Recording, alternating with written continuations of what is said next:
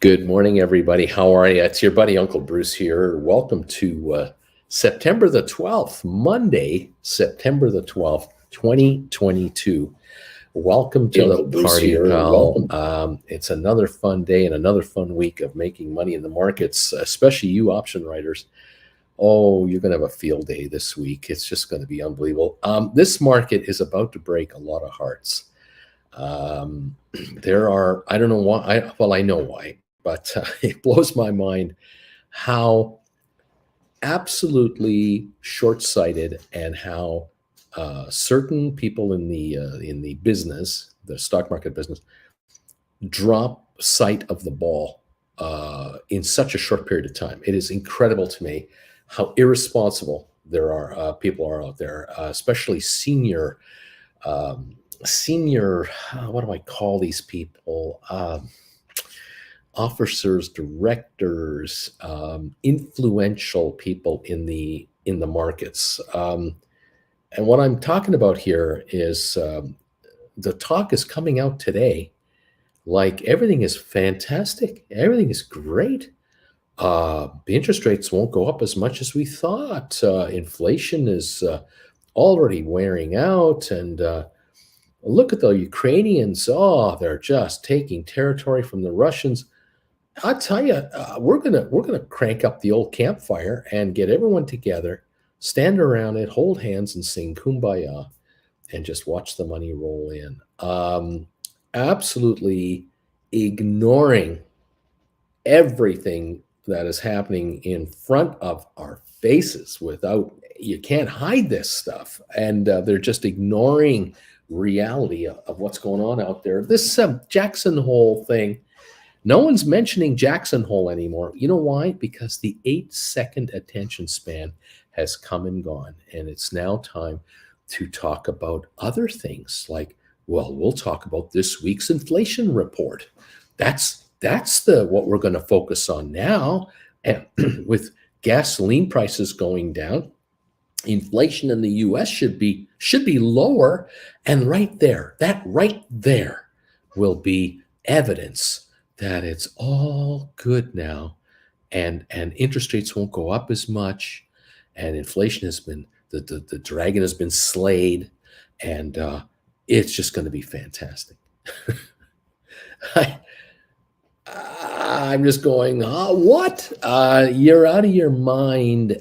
You haven't got a clue what you're talking about. And if you do know what you're talking about and you're pitching this line of thinking, you ought to be charged criminally with negligence, because my God, are you taking people down a little laneway of happiness, and they're going to get slaughtered at the end. Just around the corner. Just go around the corner there, and it's going to be bad.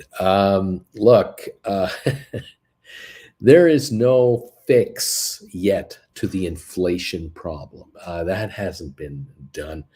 This Ukraine thing going on, I'm happy that the Ukrainian military is having success against Russian positions. I'm not surprised by a lot of this, because the Russian fighters are hardly motivated patriots that are looking to bring the motherland into Ukraine. No, they're here for the money. Okay, these are soldiers being paid to be there, and we are talking about people who are desperados who want to be there. They don't want to really be fighting. They just want the money from the Russian government. The amount of money that soldiers can get paid by the Russian government is phenomenal compared to what they can get at a day job at some kind of a, steel plant or mopping a floor somewhere. These guys are making some serious coin, and it's going back to the family. As long as they stay alive, those payments go to the family back in Siberia somewhere, definitely outskirts, not downtown Moscow. Okay, downtown Moscow and the surrounding area is where all the bureaucrats work that are connected to Putin and his cronies, all the secret police boys, all the other apparatus of the communist and Russian hierarchy. The top 10% live in the Moscow, St. Petersburg metropolitan areas. Everybody else that drives 20-year-old vehicles, 30-year-old vehicles, still has horses pulling wagons out in the countryside. These folks are the ones sending their boys to the army, because the money that they're getting is Moscow money. They're getting downtown Moscow money to become a member of the army and eventually end up in Ukraine somewhere. These guys show up in Ukraine and they realize, oh my God, I got to live in a tent beside these tanks and armed personnel carriers that the drones up there have figured out where they're hiding. And they're dropping these howitzer missiles, rockets from 25 miles away, guided, precision guided, right onto the turret of the tank that I'm sleeping beside.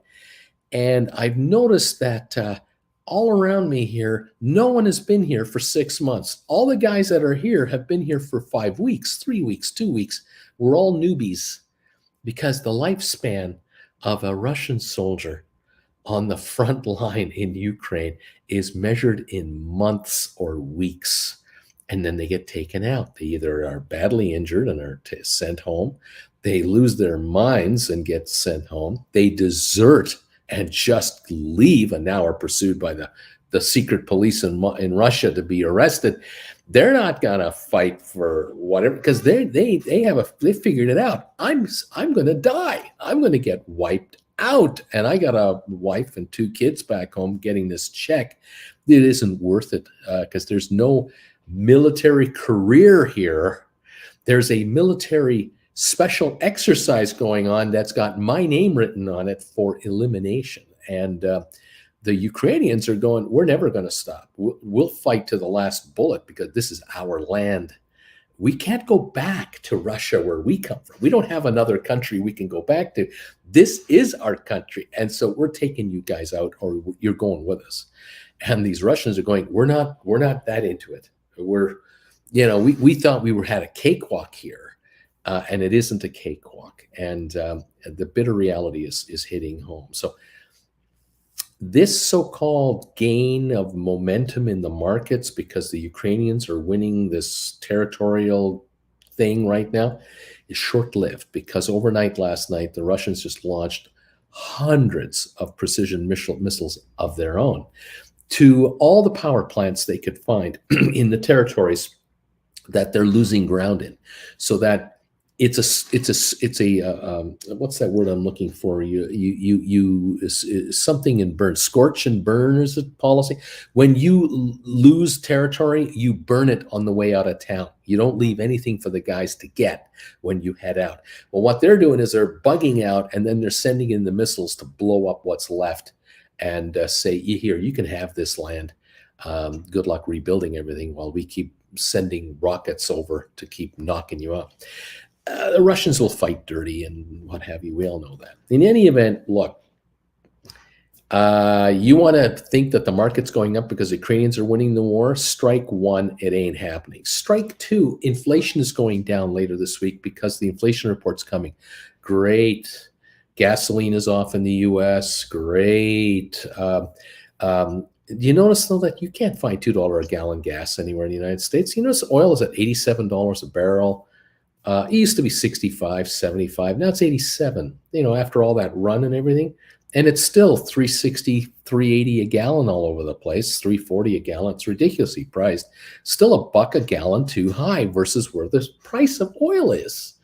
Because 1 barrel of oil has 73 gallons of gas in it when you figure out the numbers. So why would a $3 move in a barrel of oil move gasoline 25 cents a gallon? That makes no economic sense whatsoever, unless you're the refineries that are owned by the majors who find the product, refine the product, and then sell it to you at the gas pump and margin it up all the way along and say, well, that's just the world price. We're just passing it on to you. And then they declare record earnings on their balance sheets. Governments are addicted to 360 a gallon gasoline. I don't know if you know this, but they get a percentage of the value of gas. Now, in some cases, some states, some provinces in Canada, they charge so much a liter per their taxes. Other states charge a percentage of the value of the product as their take. And some provinces and states are going, the higher the price, the more tax money we get. The more tax money we get, the less likely we have to increase income taxes to our residents and risk getting unelected in the next election. By having gasoline bring in the tax money, we don't have to answer to that as a vote from a voter. We can just say, oh, I'm agreeing with you. Those dastardly oil companies are just, those guys are terrible. When the oil companies are going, hey, 360 a gallon at the pump, we're only getting like 220 of this. The other 140 is all these taxes that your governments are, but no one's listening because no one gives a crap. We're too busy trying to survive. In any event, inflation is coming out later this week, and Wall Street is saying this is great news. Oh, we're going to have a lower indicated inflation rate. That will allow the Fed to now ease off on their interest rate policy. That will allow mortgage rates to start easing off a little bit, and everything is going to be just super. And I got news for you guys. It's not going to be super. It's going to be super ugly is what it's going to be, because the Fed is going to say, you remember Jackson Hole? We told you that we weren't going to stop with this fight on inflation. We're going to raise interest rates, and we're going to attack inflation for months, if not a year, and really knock it out. 1 month report isn't going to change anything over there. That's strike two. Strike three, the real killer for the stock market coming up and the economy coming up that people are beginning to talk about just a little bit is quantitative tightening.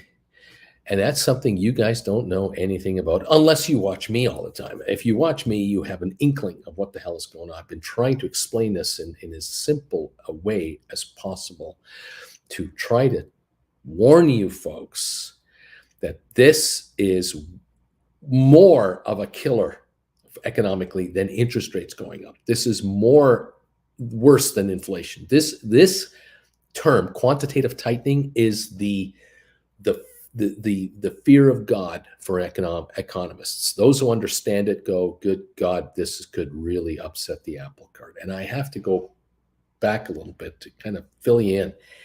During the last 20 years, with most of you who are watching me, when quantitative easing became the norm, when it began originally, it was back in the 2000s,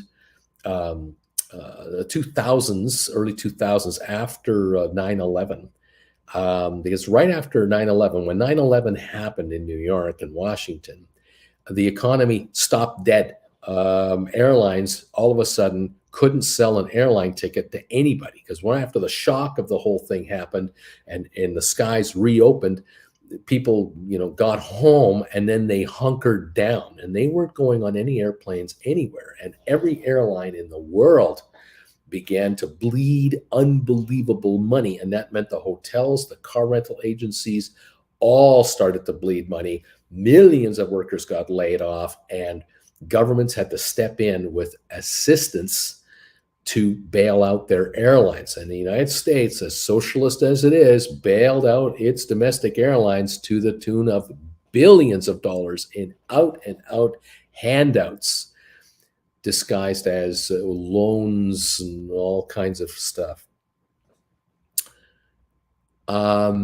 The economy slowed down in the United States. It looked like the U.S. was going into a recession almost immediately thereafter, because all kinds of parts of the economy just seized up. And the Federal Reserve and the Treasury stepped in, and the Fed started lowering interest rates and started quantitative easing. And all that means is the Federal Reserve noticed that the Treasury over here is issuing bonds to help the U.S. deficit. The American government has a habit of spending more money every month than it takes in.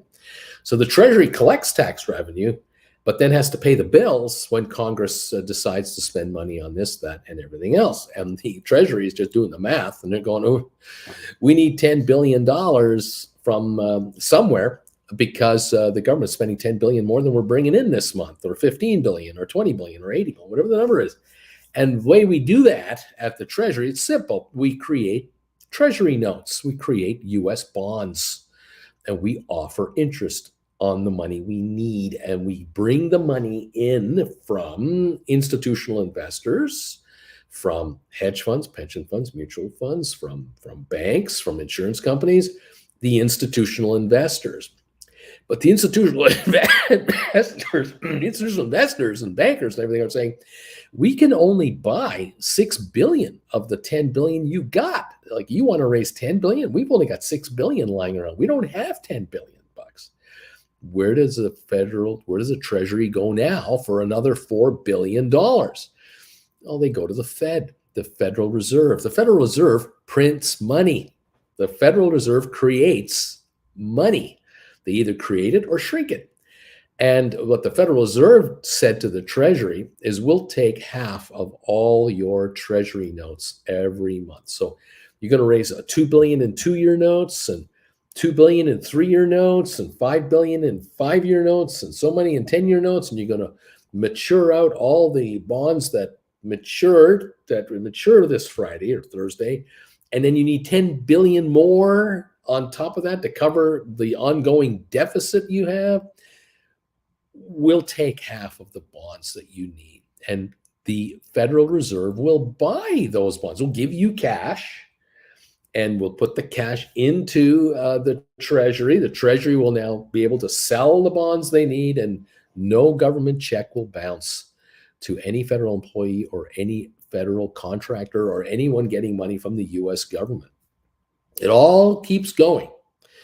And every week, the United States comes back to the bond market with their weekly bond selling program, because bonds are issued every week, like options are issued every week, by the way, and money keeps coming into the US. And the Fed is buying up bonds. They're buying them. And the Fed gets paid interest by the United States government. They earn interest on the money they've printed. Who pays the interest? The American taxpayer pays the interest. Well, how do they do that? They have a deficit. They borrow more. The American public borrows more money through the Treasury to pay the interest and the principal back, and roll it all over into new bonds. And it just keeps growing and growing and growing. And so this is called quantitative easing, because the Fed is printing money and buying up these bonds. On top of that, the Fed went, we can't just buy the U.S. bonds that need to be issued. We have to buy bonds from state governments, city and county governments, and AAA corporations. So if Apple wants to issue bonds, we'll buy Apple bonds, we'll buy Intel bonds, we'll buy Microsoft bonds, we'll buy Ford and GM and whatever. We'll buy a percentage of all the bonds that are being issued out there. We just tell our bond traders at the Fed, hey, we've got 10 billion a week, 20 billion a week, buy bonds. And this cash comes into the market, keeping bond prices higher, because there's a demand for bonds, a demand from the Fed and the rest of the market, keeping interest rates down, which allows the economy to sputter along and not worry about an inflation hike and interest rate hikes. And inflation was low, interest rates were kept down by the Fed, because the Fed is feeding the market cash. And with cash lying around, you guys got all the offers in your mailbox. 0.99% interest rate on your credit card. Just roll it over from one institution to our institution. We'll take up to 20 grand of your credit card debt, and we'll only charge you 0.99% for the next year on all that money. And you're going, I'm paying 18% interest on that money. If I shift it over here, I pay 1% on that money, and it's $20,000. That's $3,600 in interest I'm paying to these guys. It was going to be replaced with $200 in interest to these guys. I'm doing it on an annual basis, that's $3,400 a year after tax that I have to pay for money. Of course you're going to do it. And then Mitsubishi comes out, Honda comes out, Ford comes out, GM comes out and says, would you like a brand new whatever vehicle for 0.49% financing or 0.99 for the next 6 years? They're borrowing money for virtually nothing and lending it to you for 1% interest, charging you full retail on the truck. They're doing great too. Everyone's making money with free money until inflation began to pick up because of the COVID. Now, today, we have a reversal going on. The Federal Reserve has raised interest rates to try to slow down the overheated economy, they claim, to ease off inflation, and they've raised rates, and now they're reversing quantitative easing by having quantitative tightening.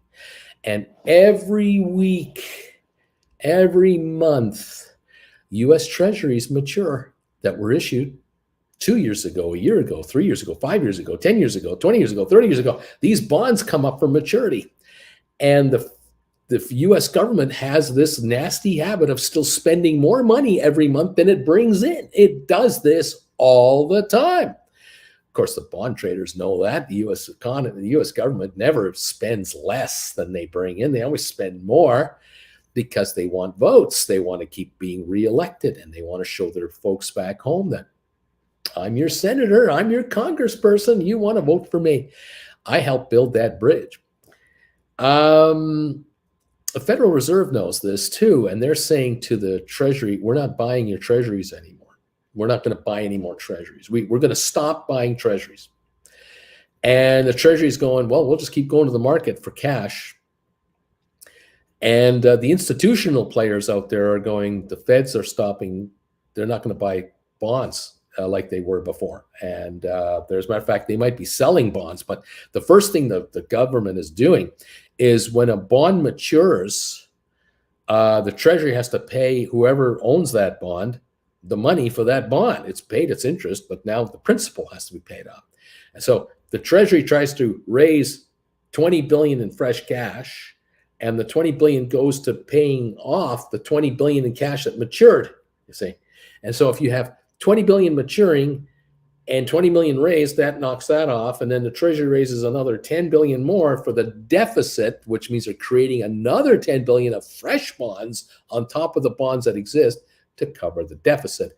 And the Fed is not buying any of it. As a matter of fact, the Fed is saying, well, $5 billion of those $20 billion that are maturing, we own those.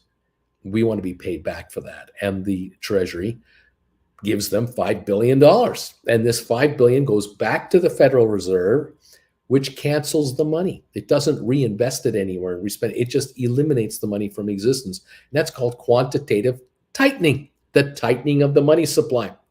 And so there's $5 billion less this week in the economy, and then next week, and the week after, and the week after. And what's been happening is the Fed has been taking out of the system about 10 billion a week, 15 billion a week, and they're about to run that up to about, it's going to be about 80 billion a month. About 20 billion a week is coming out of the economy. Now, the bond market is a $6 trillion, $8 trillion massive entity, and it can easily absorb 5 billion in withdrawals. That's not going to kill the bond market. But the cumulative effect of this kind of cash coming out of the market means that because there aren't as many buyers of bonds anymore, the Fed isn't a buyer, there are fewer buyers. The fewer buyers are going, we'll pay a lower price for bonds, not a higher price for bonds. Well, if they pay a lower price for bonds, that means the interest rates are going up. That's why a 10-year Treasury is paying 3.2% right now. If you buy a 10-year, you're getting 3.2%, where a year ago you're getting 1.3%. Those have gone up. Mortgages are going up, so mortgage bonds are more expensive. Mortgage rates are going up. On it goes, on it goes. And if you check your mailbox, you're not getting as many free offers for money anymore like you used to. Those are drying out because the era of free money is over. And the catch now is, how much cash can the economy handle being taken out of circulation to keep going as an economy. The second question is how expensive can money get until money is too expensive, where corporations can't afford to borrow at these rates and individuals can't afford to borrow at these rates, which means for housing prices, they come down. People come and say, I want a first mortgage on a house, but I can't pay you $850 for the house. I can pay you $750 for the house. I have a $200,000 payment, down payment. I can give you 200 grand. I can borrow $550 from my bank. I can't borrow $650 from my bank. One, I don't have the ability to pay 7 or 8% interest on $650. I can pay 7% interest on $550. I'm been approved for that. So I'll make you an offer for your house. Now, if that's the best offer the homeowner is getting, they might take that $100,000 less price for the house. That happens over millions of houses across the United States, Canada. We have a housing market that is backing off in value. And that means people's net worths are shrinking, which means people will spend less on other areas. They won't feel as rich. They won't feel as flush.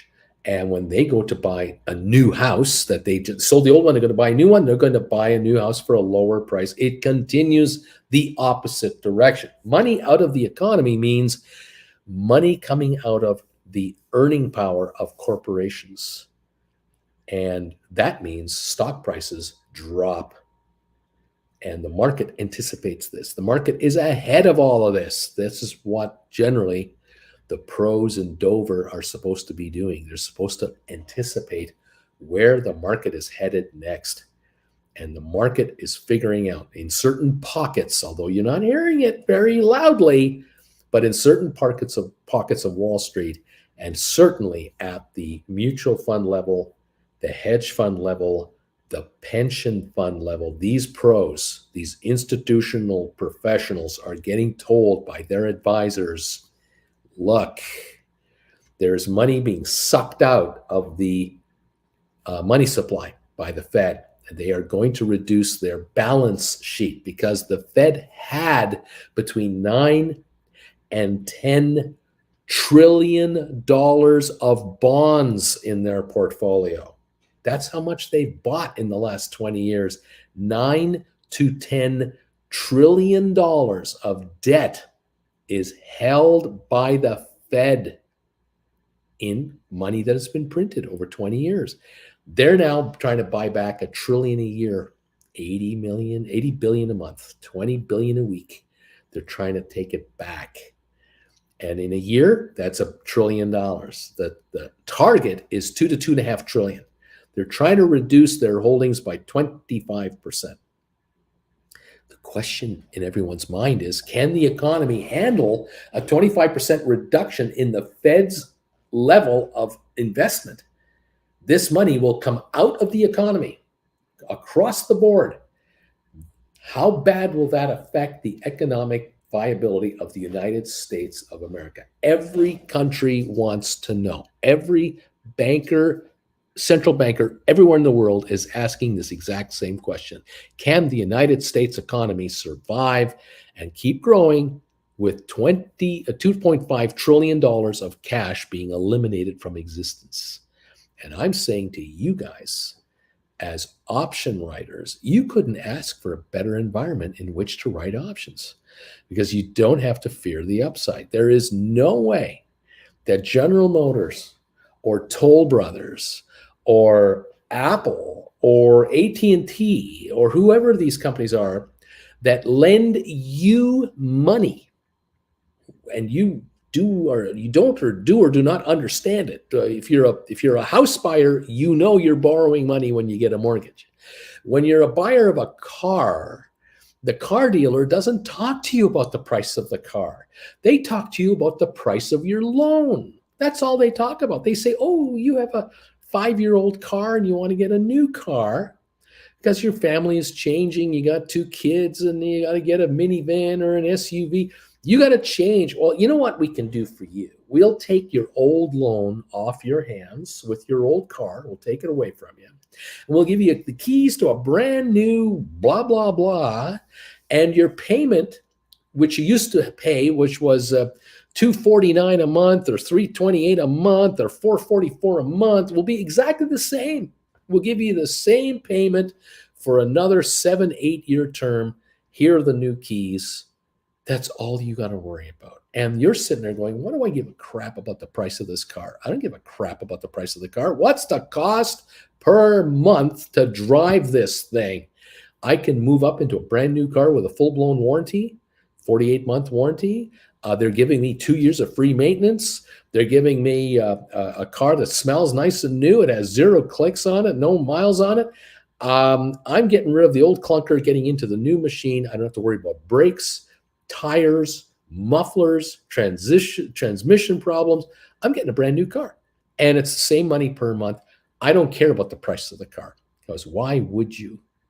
And millions of people are doing this. The problem for General Motors, Ford, Chrysler, Audi, Mercedes, BMW, Volkswagen, everybody's problem is the cost of the money to them has gone up dramatically. And they're trying to get you into the wheel, behind the wheel of a new vehicle that is 15% more expensive because of inflation. So that not only have they got a 15% more expensive car they're trying to offload, they got 25, 50%, 100% more expensive money that they're trying to utilize to get you to take the car. And all of a sudden you go in and go, yeah, I got this old 5-year-old car and I'm paying $399 a month on it. And they look at it and they do the calculations for a trade-in, and they figure out that your loan has no equity. You owe just as much on that car as it's worth. So there's no equity against the down on the new car. They figure out the value of the new car. They roll a new 8-year loan, and they come to you and say, in order for us to take your keys from you and give you these keys for this new car, your payment is going from $399 to $799. And you're going, I can't afford that. I just got a $300 a month raise. And that means I clear $200 a month more in take-home pay every month. And my rent went up $500 this month. I can't afford $400 for my car more. And the dealer's going, that's the best we can do. Like you have no equity in your car. Your car has depreciated as fast as you paid it off, because that's how great the deal was you got for this free money when you bought this car 5 years ago. But since you treated it like crap, it's falling apart on you. And now you're going to have to come up with $400 or $500 every month to keep that car rolling, because you've got to put in new tires, new brakes, new suspension, new you know what. Car dealers are going to reduce the price of vehicles to move them off the lot. That's one of the weapons they have, which means their margins are coming down. They can't cut the cost of money. That money to them is set, that they can't get cheaper money. They can only offer you a cheaper price on the car. But even so, if a $50,000 car 3 years ago is now a $65,000 car this year, you have to come up with $15,000 more to buy that car, unless they cut the price of that car by $5,000. But the car company is sitting there going, it cost us $10,000 more to make it. That's why we've increased it by $15,000. The car company's going, we can't reduce the price of this car more than a couple $1,000 because nobody makes money on this car. It's just a turnover. We just turn a car over to another, this money, we just turn it over to be able to make another one, which we're not going to make money on either. What are we doing this for? We're not in here to break even. Wall Street expects us to make money.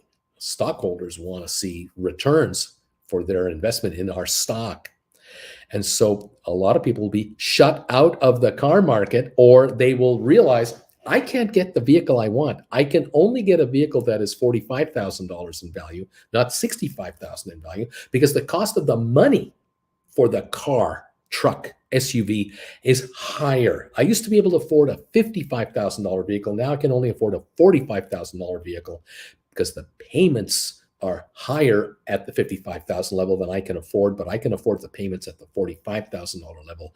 Now I'm looking at a vehicle that is not bigger, fancier, nicer than what I'm driving. It is a downgrade. It's new, but it's a downgrade. Can we get by on that? That's called the reversal of standard of living. And that's what I'm talking about with quantitative tightening. The money is tightening up and it's getting more expensive to get. And people have to downgrade the cost they pay for a house, the cost they pay for a car. So you can't get that F-150 for 25,000 less. So you're going to buy a used F-150, or you're going to buy a smaller truck or a smaller SUV. Unthinkable in America to think that you're going to get into something more efficient, something cheaper. Maybe it's an import, maybe it's not. This is the unraveling of the economy. This is where GM comes out and goes, we've got to revise our third and fourth quarter estimates for how much money per share we're going to make. That's when Apple comes out and says, yeah, AT&T and Sprint and all these other guys that sell the cell phones through these plans, you go to your cell phone provider and they go, I don't need any money down. Give me your old phone. I'll give you a new phone. And here are your payments. Those payments are now $20 a month more, $30 a month more for the new iPhone. But you're going to go, wait a minute, they didn't increase the price of the iPhone. Apple didn't lift the price of the iPhone. The iPhone's still the same amount of money. Why am I paying $25 a month more? It isn't $25 a month more to be a member of the Sprint network, whoever you're using as your carrier. No, it's the cost of the money that we pay Apple. We buy the phone from Apple and then we sell the phone to you on payments. It's costing us 5% more interest to buy 1 million iPhones for our 1 million clients that are going to turn over their phones. And it comes down to you on a monthly payment basis. It's more per month. Inflation hasn't gone away. Just because there's a higher interest rate, just because there's a tightening of the money supply, doesn't mean prices are going down. Prices will still go up. And so you will find that it costs me more to renew my mortgage. I didn't even try to buy a new house. I'm just trying to hold the house I got. But my $300,000 mortgage just went up $800 a month in payments. Higher interest rates for your house. That's called inflationary. Your car payments are going up because you're going to try to maintain the same lifestyle. You want to get the exact same car you got now, $200 a month more for your car. Your phone just went up $20 a month. Insurance on your car went up because the car is more expensive to insure. It's a more expensive car. Your house insurance went up because you're insuring more house, it just continues to pile on, and it's embedded into the economy, and the Fed is powerless to stop that. And they can try to keep raising rates, and they will, and they'll tighten the money supply, adding more fuel to the fire. And every publicly traded corporation and every mom and pop store and every mom and pop restaurant and every business in the world will realize our margins are tighter. I am making less profit in my business, even though I've raised my prices. I'm charging more for everything I do, but my net profit is actually less, and my personal costs are more. And that's the squeeze that can't be avoided. And this is where the economy backs off when people go, I haven't got the buying power I used to have. I can't get a brand new fridge this year. I got to wait another year. And so we're going to have to tolerate that noisy compressor, or I can't upgrade, whatever I want to upgrade. I can't get it right now. I can't borrow for it. I don't have enough. I'm not getting enough of a raise. I was able to get an 8% raise out of my employer 8 months ago. And the next raise is in 4 months. And all we're hearing about is a reduction in the workforce by 10%.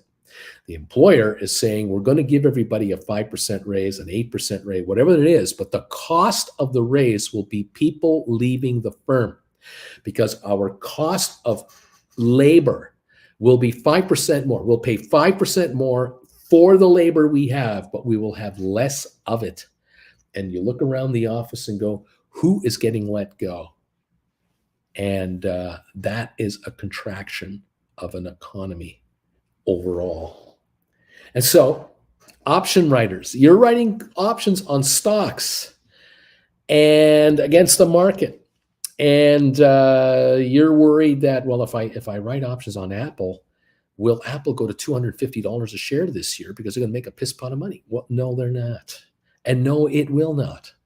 The best case scenario for Apple stock for now and a year from now, it's going to kind of stick around where it is. It's going to be range bound. It might be 145 to 165 a share, 140 to 160, 135 to 155. Somewhere it's going to find a neighborhood that it's going to hang out in, because the company is buying back its stock. Sure, yeah, it is, which helps on the downside. But Apple's margins are going to get squeezed because they're not raising their prices. But the cost to Apple to be in business is costing them more. And for Apple's buyers, the customers of Apple, not you, the individual, the phone companies that buy millions of iPhones and then sell them to you on a lease basis through a phone plan that you guys sign up on, these sales are going to back off. People are going to hold off and say, I'm going to get a new phone, but it's going to be 6 months from now. It's not this week, not this month. I'm going to wait. And that multiplied by millions, tens of millions of people globally, forces Apple's numbers to drop because they're not moving as many phones. The phones are great. Everyone loves them. Everyone would love one. Can't afford one. Got other pressures elsewhere that are in the way of getting the phone. If you're a college student, I got a part-time job at Starbucks, living in your mom and dad's basement. You're not out of town. You're doing college in town. Mom and dad are giving you free rent, free room, helping you with a car. You're making 16 an hour, 18 an hour, 20 an hour, doing whatever you're doing. You can probably get your new iPhone. You can afford $20 a month more for your plan because you don't have a mortgage. You don't have house insurance. You don't have taxes on your house. You got free room and board. And so you can cough up that money. But mom and dad can't get a new phone. And the mom and dad's relatives and friends of their age group, all of them are holding off getting themselves a new phone. The kids get the phone, but not the adults. And corporations who provide telephones to their employees are going to hold off. They might just go another 6 months before they make a move into telephones. Plus, if they're thinking, look, we're going to increase our payroll payouts by 5% this year, so our employees will get 8% raises this year, but only 92% of the employees will be here next year, which means we only need 92% of the phones that we ordered last year, 2 years ago. The new phone plan we're going to sign up, we don't need 1,500 phones. We need 1,300 phones. Well, that's bad news for these guys. That's bad news for AT&T. That is bad news for the banks supplying the money for these. This is a reduction of business. And this just feeds down the line everywhere, right down to the Apple bottom line. And so there might be 5 publicly traded companies all affected by this cutback, from the financing outfit to the parts suppliers to the folks who sell these covers, you name it. They're all going to have less business from this one corporation by them cutting back their workforce to be able to give them an 8% raise. And they're going to say to those who are left, you have to work harder because there are fewer of you, because we can't afford to hire new people, but we can afford to give you an 8% raise so you can survive economically with us. Hang on. It's the best we can do, but we'll all have to put in a little bit more. Now the question is, you silent quitters out there are going, am I going to work harder for an 8% raise, which is not a raise? It's just equal to the inflation rate. I didn't get a raise this year from company whatever, and I'm being told I have to work 8% harder to keep my desk. And you're going to ask yourself, if you're one of those people, can I get a better gig somewhere else?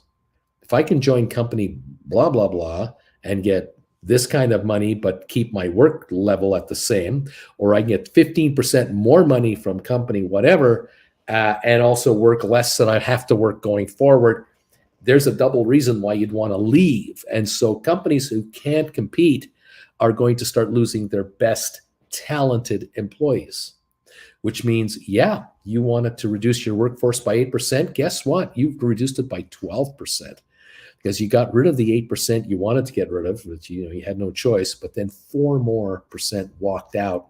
The best of the best walked away, joined your competitors, and now you guys are scrambling to find replacements for these top-notch people that do the work of two people each, and you can't attract them because you're underpaying, because you're struggling, your company's struggling.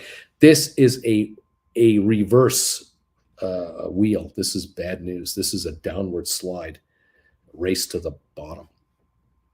This is what's not being talked about today. They're not talking about it today. They're not talking about it anywhere on Wall Street. They're not talking about that. They're talking about the possibility of a lower inflation rate report coming out later this week. And the Goldilocks scenario is if inflation is easing off in the United States, that allows the Fed to ease off on interest rate rises. And the Fed is going, we're not doing that. We're not going to do that. We have embedded inflation here that we have got to crush, and it's going to be painful. We said the word painful in Jackson Hole. Do you remember Jackson Hole? People going, no, I don't remember Jackson Hole. That was 9 seconds ago. I don't remember that.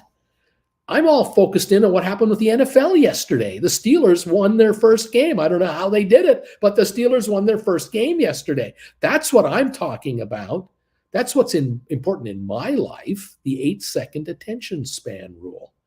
And the Fed is going, forget about that. We're going to come right back in your face and come back and say to you again, we're raising rates this month by 0.75 percentage point. That's going to take the Fed funds rate to 3%. And the pundits, the experts 6 months ago were saying that's all they're going to have to do. As soon as they get to 2.5%, 3%, that's all they're going to have to do. They'll keep the rates there for 3 to 6 months, and then they'll start easing next summer the interest rates back to 1.5%. And that'll be the new normal. We'll gone from 0% to 1.5% Fed funds rate, and everything's going to be just ducky. And now we're approaching 3%, and the Fed's going, there's more. We're going to 4. We might go to 4.5. Mortgage rates could go to 8.5%. Car loans could reach 9, 10%, depending on your credit level.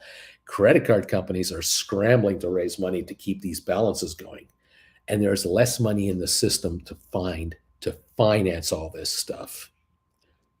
It's bad news. And that means the markets are going to get shellacked. They're overpriced. They're bloated. We have PE multiples that are out of this world, out of reality.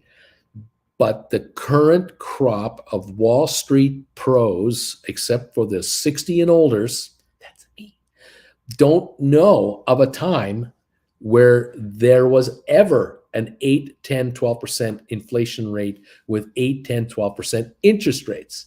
The kids in Wall Street that are in their 30s and 40s and even their early 50s weren't around in the business the last time the economy is in a position that it's in now. They are inexperienced, unaware, and haven't got a clue what this means. And to be fair to these children, these 35 and 45-year-old kids making $400,000 a year, $800,000 a year, $1 million a year with bonuses, they haven't got a clue how devastating the inflationary and quantitative tightening world can be. They've never lived through it. And they don't talk to their mom and dads because, or their seniors, the guys in their 80s and 90s who've been around, because these guys aren't here anymore.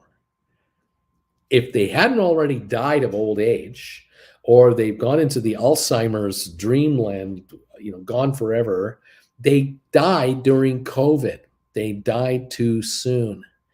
And the big complaint right now that I hear all the time, and you probably hear the same thing, is I went to a restaurant the other day, and geez, there was like only 3 waitresses for this place. It took me forever to get my meal. I went to a strip mall, and I wanted to go to this one shop, and they were closed. They close now on Sundays due to labor shortages. How many drive-throughs are you going through where you have to wait longer to get through the drive-through? How many restaurants don't open their restaurant seating areas? The fast food restaurants, they close them at 8 o'clock on a Friday, or 8 o'clock weeknights, or 9 o'clock weeknights. It used to be open until midnight. Now only the drive-through is open due to labor shortages. Why is there a labor shortage? There's work available. There's top money available for work. You want to put in a 6-hour shift at this fast food restaurant, this one here, you can get way more per hour now than you could 2 years ago. restaurants and other family businesses are offering all kinds of benefits to employees. Even 6-hour-a-day employees can get benefits. They're not applying. What the hell happened to all these employees? Where did they all go? Everyone is asking, where did they all go? We've had a shift. We've had a massive shift of people. And the one area they don't talk about, you don't hear this from any politician, because no politician wants to admit this. You're not going to hear this from a Republican. You might hear from a Democrat, maybe not. But what you're not going to get right now is an admission of the fact that in the last 2 years, millions of employees died that shouldn't have died, but they died. We've had over 1 million people die from COVID. Official numbers. Then there's the unofficial, how many really died from COVID, because they had a cold. They had the flu. They didn't have COVID. No, my uncle didn't have COVID. The fact that he was on a respirator for the last 2 weeks of his life, that wasn't COVID. That was a cold. Millions of workers died that were in their 30s, 40s, 50s, and 60s. They passed away. Their jobs were inherited by coworkers, and the younger entity, younger coworkers who were moved up.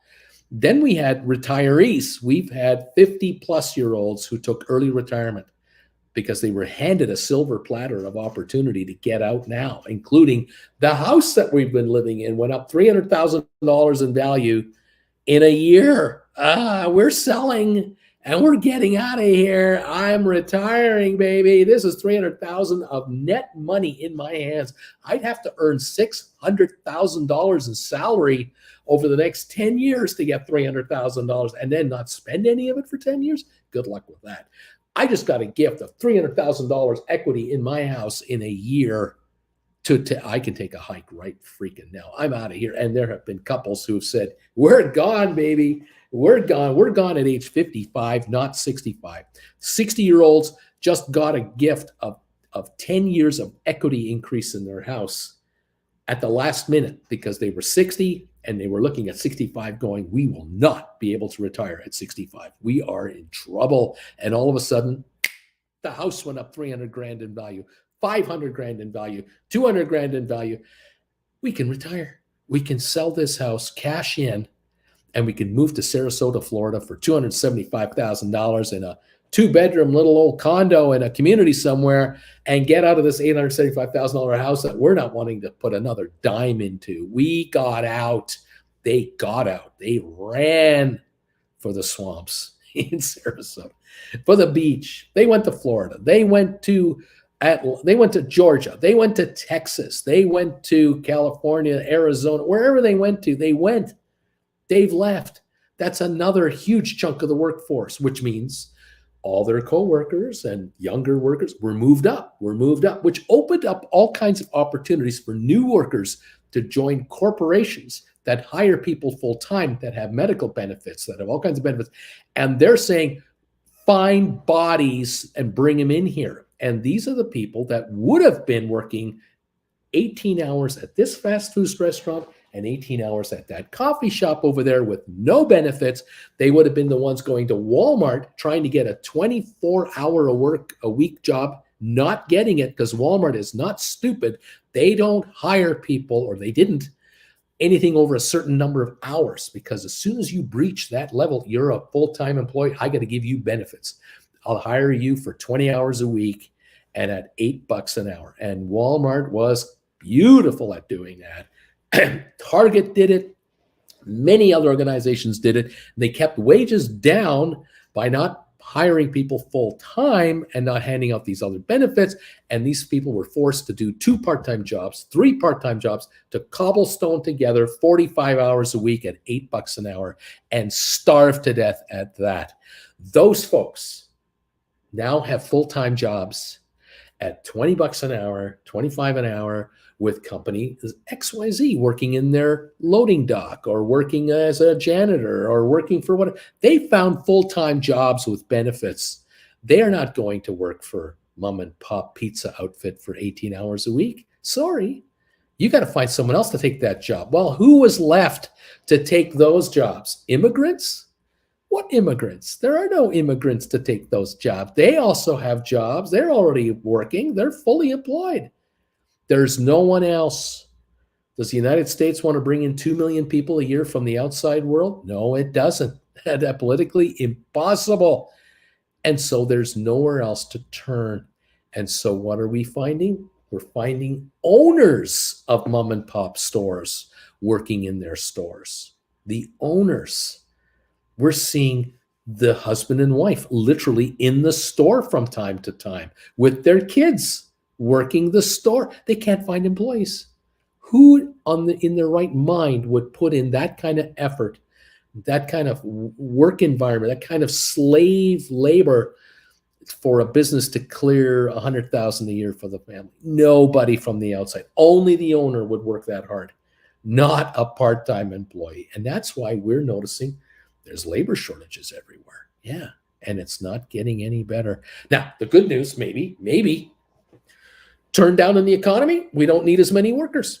Maybe a bunch of mom and pop stores will collapse because of the tightening of money. People can't go out for a piece of pie and ice cream like they could before. People can't go out to their favorite local restaurant and pay $60 for 2 people to have a meal. It's too expensive. We got to cut back. And maybe those are the firms that die first. Yep. Yeah, that's true. They do. And then those folks are unemployed and then they find work. The good news is owners of businesses can find work pretty quickly because of the experience they have. If there's anything left of them emotionally and physically, they can find work. It might mean the layoff of the lower junior employees, but if firms can grab 2 people who have that kind of experience, they'll grab those people. They'll bring them into their corporation. Yeah, sure. But we're about to see some carnage out there. It's a slow motion train wreck. And this is the problem with the 8-second attention span. We can only pay attention for 8 seconds at a time, and we can't look forward more than 2 weeks ahead. We can't look more than 2 weeks behind. We can't look forward more 2 weeks ahead. So we don't see the danger coming because we can't pay attention to that long enough. And what happened in Jackson Hole, that was yesterday's news, man. That was yesterday's news. Gas has gone down 30 cents a gallon since. That's yesterday's news. And here we are. And right now, the Dow's up 94 points this morning. Yeah, it's up. Yeah, it's up 94 points. 0.29 of a percentage point is the gain on the Dow. You know how tentative this is? You know how weak this is? This is incredibly shaky. We're up 20 points on the S&P. We're up 56 on the NASDAQ. We're not going anywhere. We're not going anywhere. We're going into lower levels than people thought because people are going to have to start selling stocks to pay bills. There are people out there who don't realize it. They have leveraged themselves up to here. They don't have an income source coming in to carry their investments. You guys do. You have options. You're writing options. You have an income source to maintain your accounts, grow your portfolios, help pay your bills. But there are millions out there who are just option buyers and stock buyers, buy low, sell high. That's all they know. There's a zillion of these folks who are going to have to start selling shares that they own to raise money to pay bills, to make monthly commitments continue to go through. Their car payment's about to go up because they have to repair the damn thing, or they're replacing it at $300 a month more. Their mortgage is going up. Their rent is going up. Their cost of living is going up. They can't avoid it. And they can't get enough money from their employer to cover it. So they have to start selling stuff. And what do you sell first? The most liquid stuff you got. What's the most liquid stuff you can carry? Stocks. Stocks are very liquid. Comic books are liquid, but you got to take it down to a comic book dealer and find who's going to give you the best price. And it might take you a week to sell a couple of books. And you bring in $500 for your comic books and you help take care of your car insurance payments. Great. Now you need another $500. Here we go again. Stocks can be sold now and money can be in your account tomorrow. And that's where it begins. And then it feeds from there. Because once the markets start to go down, that liquidity is gone. Now what? Now you start selling furniture and collectibles until you haven't got any more of those. The slide is coming. I'm saying. By the way, Larry Titus has rung the bells. We're open for trading today. I would not fear the upside. That is my mantra, and I'm going to stick to that. Welcome all to the party, pal. Nice to have you all here. Option writers, oh, it's going to be good. It's just going to be good. It's going to be bad for those who are not option writers. No doubt about that. Option players and investors that don't do anything with their accounts, they're just going to notice their accounts go down in value all the time. And they're going to get upset with the bankers. And they're going to call it a conspiracy and all that stuff. And they're going to want to blame a political party, whoever it is, a politician. But the reality is the solution is in your hands if you want it there. And many of you who watch me here, you figured it out. You figured out, I'll just write options against stock I already have or ETFs I already have. And or I'll buy deep in the money covered calls on quality stock and I'll write options on that. And I will bring in revenue from my portfolio to help me cover my nut.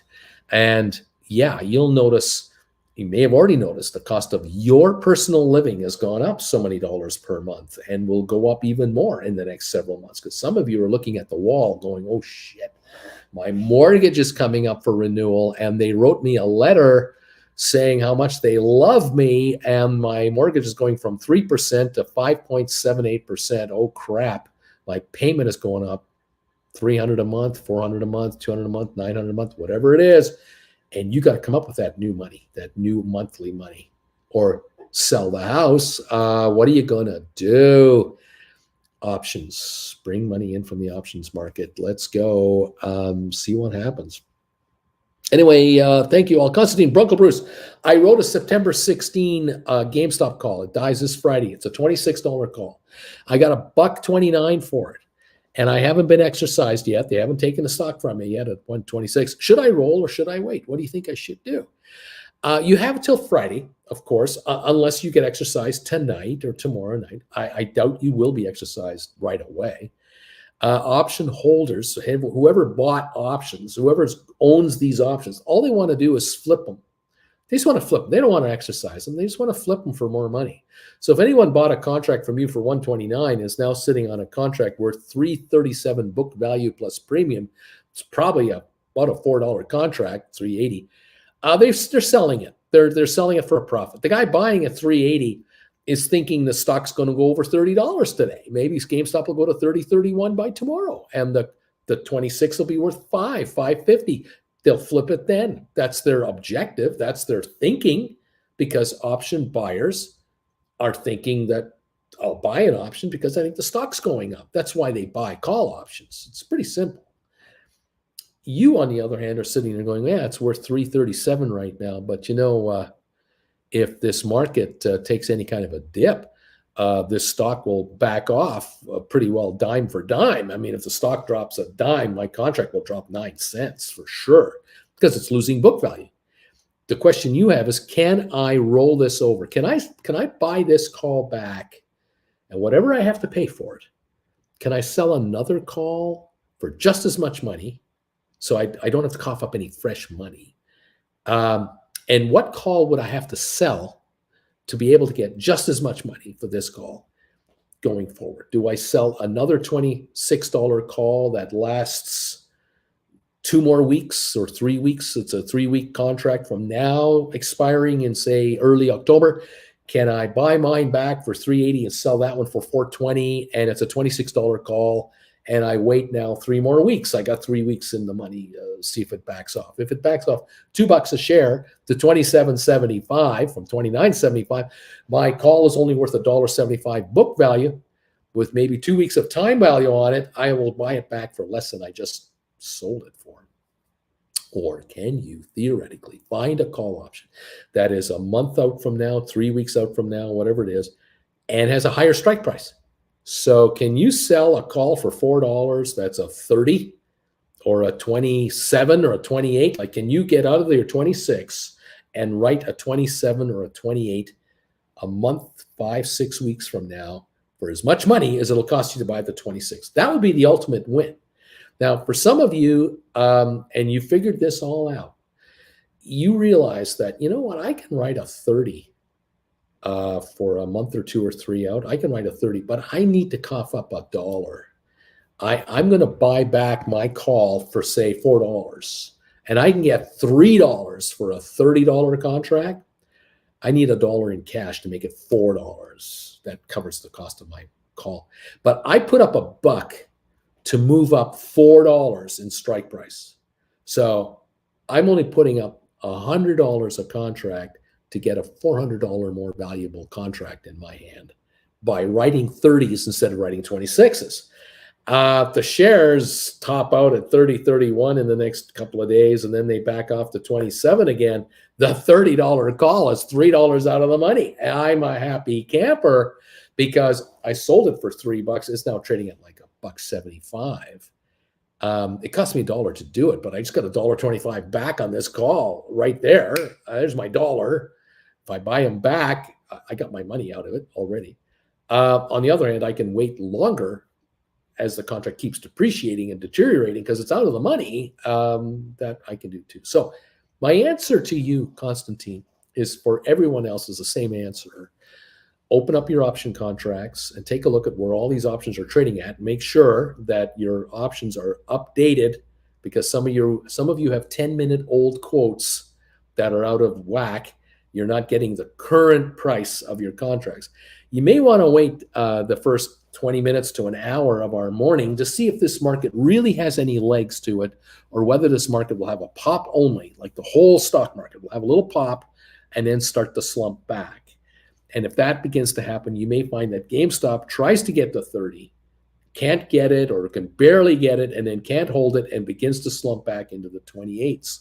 And you may find that, you know what, yeah, I can do a rollover, but I don't have to pay $3.80 or $4 for my calls. I might only have to pay $2.80 or $2.75 or $3 for my calls. And I can find a lot of calls that I can now write at $3 or plus each that could replace this call. Now I have choices. It's not like one contract only that I can get into. I have choices here. I can write contracts for next week, the week after that, the week after that, the week after, different strike prices that will generate for me either just a break even, or actually what I really want is I want to buy back these calls and sell the next call for more money than I just paid for these. I want to add $50 a contract, $100 a contract, $150 a contract more in my account when I do this rollover. That's what I actually really want. So can I add $1,000 to my account by doing a rollover today? Can I add $1,500? Can I add $2,000? I want more cash. The stock right now is $29.92. It's threatening to go through 30. It probably will, because it's psychologically a hype job going on. Great. Will it hold it? That's the question. So can you write a $30 call, a $29 call, a $28 call, a $27 call, just a $26 call for a month from now, 2 months from now, for a lot more money than it costs you to buy this one? In other words, book value plus a bunch of premium on top of it.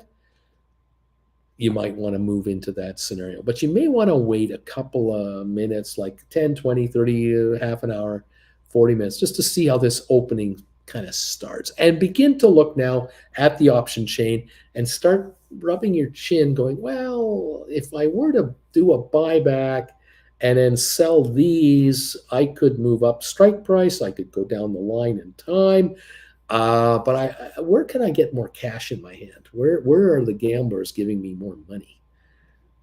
Time is money. Why not take advantage of that? And it might be a combination where you write a 27 or a 28 by buying back your 26, but you write it down the road a ways for even more cash than the 26 is costing you. That's your job this morning. That's what you've got to do. That's what you all have to do. We always have to do that. We always have to keep an eye on this, because stocks move, they fluctuate. But the market right now, we're up 134 on the Dow. This is not a 500-point raw rally here. I mean, we're up 0.44 of a percentage point. This is not So great. I mean, NASDAQ is up 91 points. What? That can be eliminated in 15 minutes. This is not great. Let's see what is going on. All right. Are you having fun this morning, everybody? Good morning, good morning, good morning. Karen, I need GameStop under 25 and AMD below 80 this Friday, or I guess I have to roll. Do not think of a rollover as a loss. Think of a rollover as an opportunity to extract more money from the market. That's actually what it should be. A rollover is where you go, okay, the stock is going higher. Fine. I'll get into higher price contracts. No problem at all. I got contracts dying this Friday or next Friday or the Friday after that. I can write contracts up for a year and a half. Okay. I got a lot of time on my hands here. Let's take a look for the next 2 to 4 weeks and see what's going on. 2 to 6 weeks. Let's see what's going on. What can I write at a higher premium that will bring me as much cash or more cash into my account so that my balance is even larger? And any kind of a pullback on this stock, any faltering on this stock will immediately translate into a lower call value on the calls I just wrote, immediately putting me into the profit position already. And now the grinding of the clock will kill these guys. That's what you're looking for. Let's see what's going on. All right, everybody, thank you. Let's see what's going on here. Let's go here. What have I got going? JRP, I'm sorry about this message. I don't know if this is brand new news or what's going on. If this happened a while ago. But welcome, my friend, as always. And you're among friends here, as always. It's good to have you. And it was great seeing you this weekend. It really was. Thank you, all of you who had a one-on-one with me this weekend. It was fantastic. Hey, it's rigged, Uncle Bruce. Right on, but let's see. Karen, I need GameStop below 25. I got you. Let's see what's going on here. Vilbus, I've got a GameStop 930.25. I'm just sitting on my hands right now. If I'm going to roll, I'll do it after some of the time premium is worn down. There's a good strategy. Meanwhile, I'll back off at some point, hopefully. Vilbus, there's two ways to play it. I like one, you can wait for time value to shrink out because you've got until the 30th, which is another 18 days. But on the other hand, if you roll into a October call, it also will have time premium on it as well. And you may find that you can move into a 25, maybe a 26 or 27 into October for the same price you're going to get here, or even more. Even now, you might be able to do a rollover, even though it's got premium on it, because anything you're rolling further down the line should have time premium on it as well. The key here is to get a higher strike price at the end of it all. If that's what you can really pull off, even if it's a couple of bucks from 25 to 27 or 25 to 28, it's worth a look. You're looking, but you're not in a hurry. It has to work for you. It might need a stink bid to buy these back and a stink offer then to write the new one. That you have to keep an eye on. Okay, let's see what happens. GameStop right now, 29.65. It's up 73 cents. The Dow's up 174. Apple's up 326. SoFi is up 9 to 642.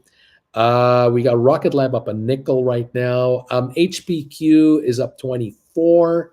The AMC Ape combination is up 82 cents. Still sitting around $16. ME up 4.9 cents. Matterport up 3.3 cents. ATIP up a penny. Smart Rent down a nickel. Spire is up 1.5 cents. Cyxtera is up 29 out of 581. Bed Bath Beyond up 33 cents. Tesla's up 425. Pfizer's up 28 cents. Boeing up 128. Cisco up 54. It's a great morning to write options. Everything is up here.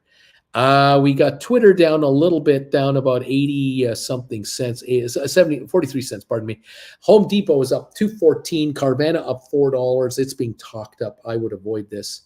Robinhood up 47 cents. Avoid. Vanik down 9. There's an ominous sign there. IBM up 128. up market and Vanek can't go up. Microsoft up $1, Goldman up $2, Google up 23 cents. That's not very much of an endorsement here. Amazon up 135. Facebook, Meta Platforms up 36 cents. There's nothing happening here. BlackBerry up 13. Royal Caribbean now at $48, up 77.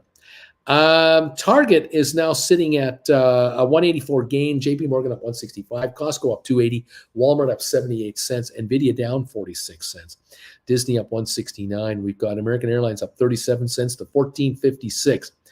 Netflix up $3 and Moderna down 75. Those are some of the indications. We have green arrows. Yes. Do we have massive, powerful, forward-moving green arrows like market moving? No, we really don't. There's the odd issue that's performed. Most are not doing well. They're up, but not a lot. Yeah, the Dow's up 192 right now. Yep. Yeah, okay. It's up 0.5%. Like it's a nothing burger. This is not enough. NASDAQ is up, 90 something? Let me just refresh everything here. 84 on NASDAQ, 29 on S&P. It's not across the board. Yeah, not happening. Let's see what's going on. Lorraine, well, I'm a retired high school teacher from New York. Aiden, GM, I am 35, rock and roll. Good morning. I'm number 135, thumbs ups. Thank you, Aiden. And thank you, Bama Babe. It was brutal, but I came up with a different perspective on life. Right on, buddy. Let's see what's going on here. Folks are asking questions each other, going around. Let's move on here. Christina, y'all see the January 2025 for GameStop now? I put in a stink bid for $16.50 on a $15 strike. The $15 strike at GameStop is worth just about $15. And if Christina can scoop it at $16.50, that's the 90-10 rule to a T. And that's a January 2025 contract. That is cheap. That is a real good buy. Most interesting move there. Thank you, everybody. Wing Commander, thanks for the heads up there, Christina. Wing Commander 10s are trading at book value, 1985 to 2250. And let's see, what else is going on here? I always fear the morning gap on SPY. It's a good sign of the down day. They're all pump and dump and opening to make puts more money. JRP says, she passed in 2018, my wife. Thank you for your time and wisdom, Uncle Bruce. Well worth the cheap cost for $400 for sure. Right on, buddy. Rock and roll. Jennifer, I need GameStop below 26 by Friday. There you go. It could be below 26 in an hour. That stock, you never know. Let's see. Christina, I'm going to put a bin for that one too. There you go. Do you have a preference, Uncle Bruce, in closing a position and rolling 100% loss or some other, anything like that? Again, rolling over is one of those scenarios where you look at the option chain and you decide which is the way to go. Can you make a rollover for no cost to you or very little cost to you? Can you make a rollover that gets you more cash in your bank account? This is what it's about. Constantine gets it. Uncle Bruce, thank you for the explanation. We were just going over this a few minutes ago here. Jennifer, Christina, I just put in the same stink bid too. Is ATIP going at least back to $5? I mean, come on, man. Is it at least going back to $5? Oh, I sure hope so. It would be kind of nice. The company, I think, is going to be around a long time. I'm just, as always, totally blown away by how cheap it's gotten. It got to 85 at one point, something like that, 85, 86 cents, ridiculous. But, 1 penny at a time is what it's going to have to do. It's going to recover a penny or two here, a penny or two there. That's the only way. And maybe that's the preferred way. It just keeps coming on and coming on. On the other hand, as I have, I've said it before and I'll say it again, you never, ever know what can happen from one day to the next day. You just don't know. And one of the ways this stock can come back is we see a filing through the SEC that someone, an entity, whatever, has picked up 12% of the company on the open market. You see something like that, and that changes everything. That just changes completely everything. All of a sudden, you realize, my God, some serious money, some really smart money, just bought up a whack of this stuff. And we got us a GameStop situation. We got a stock going from $1.15 to $4 to $7 to $12 in a week or two, without any warning, without any help, without any chance for you to get in there. That is entirely possible. So what can I say? Mirko, I'm number 144. Thank you. Flint Creek, ATIP can stay down here for a bit longer. I'm picking it up. I sold 600, says Flint Creek. Again, I'm not sure what any of this means. But welcome one and all. ATIP right now, 116.5 at the moment. And there you are. We're up 218 on the Dow Jones right now. We're up on S&P up 33.9, NASDAQ up 98. NASDAQ is up 0.81%, S&P 0.85, the Dow up 0.70. And that is what we got right now. We're up 106 on oil right now at the moment. That's what's happening there. Okay. And let's see what else is going on here. SoFi is up, says JRP, the average 677, and it's getting close, right on 645, up 12 cents. Apple up 310, GameStop at 30.19. As I was saying, we would probably break 30, and sure enough, we have. The question is, can it hold this? Will 30 become a support level, or is 30 going to become, as we go on here, a resistance level? Are we going to get under 30 and not be able to go over it, or are we not going to get under it? This is the game, but we need volume to sustain movement and to maintain movement. We have 1.4 million traded so far today, which is 350,000 pre-split. Very, very quiet, but it is at 30.22 after topping out at 30.33. So that's where we're at, 30.10 now, 23 cents from the high. We'll see if this, how this works as the day wears on. Flint Creek, I'm selling 6 more covered calls. Hang low. ATIP, how low? I don't know. We'll see. Good morning, folks from Z Estate. Good morning. FL, Uncle Bruce, I bought stock in Manchester United Soccer Club, not because of any financial reasons. I just like saying I'm a part owner, not very active options activity. Hard to sell calls. Yeah, you go. There you have it. Good luck with that. GameStop up 132 to 30.24, 30.19 range at the moment. SoFi up 12, Rocket Lab up a dime, HPQ up 39 cents. Okay, everybody, welcome to the opening salvo this morning. It's nice to have you here. Oh, I just noticed something. Hang on a second here. Just wondering what happened to my, where's my cola? I left it over here. Cheers, everybody from around the world. Thank you for joining me again today. Another week of fun. We're going to find out just what kind of an opening this market wants to give us this week. Will it be sustainable, or are we going to cough up some ground? Remember, Friday we gained 300 points on the Dow. We're up 229 now.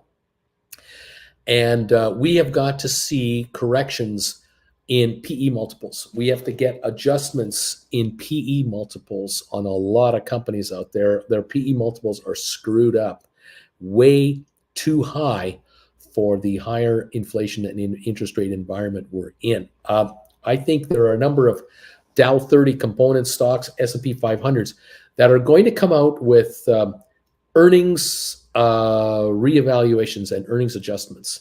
I think it'll start with likely with analysts. Wall Street analysts are going to start to come out once in a while with new assessments of the potential of what companies can earn for the next quarter, the quarter after, the next year or so. And I think we're going to see downgrades in stocks or new target prices that are going to be dropped.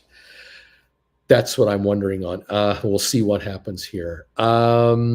What else is going on? Susan shops around. SoFi CEO is talking this week at a conference sponsored by JP Morgan or Morgan Stanley. I forget which one, but it's a CEO used to work for. Lots of folks are looking forward to his comments. Now, one of my viewers asked me, if you were in a room with Anthony Noto, what would you ask him if you had the chance? And I'm curious, what do you folks want to know? I can tell you this. A lot of you might say, where does he think the stock is going to go? Or will the shares break $10 a share? And I can tell you right now, he can't answer those questions. He can't even entertain those kinds of questions, because that would be speculating on the stock, which is an SEC no-no. He can talk about stuff like, we're very optimistic. We're very happy with how the company is going. We're very pleased with the growth prospects. We've been encouraged by our deposit growth. The last 6 months have been really encouraging, and we see the next 6 months being very good. He can talk like that in general terms, but he can't go into, oh yeah, I think there's going to be a run on our stock and it's going to $25 a share in the next 3 months. He can't do that. That's verboten under SEC rules. So to ask him questions, he's going to give you generalistic answers.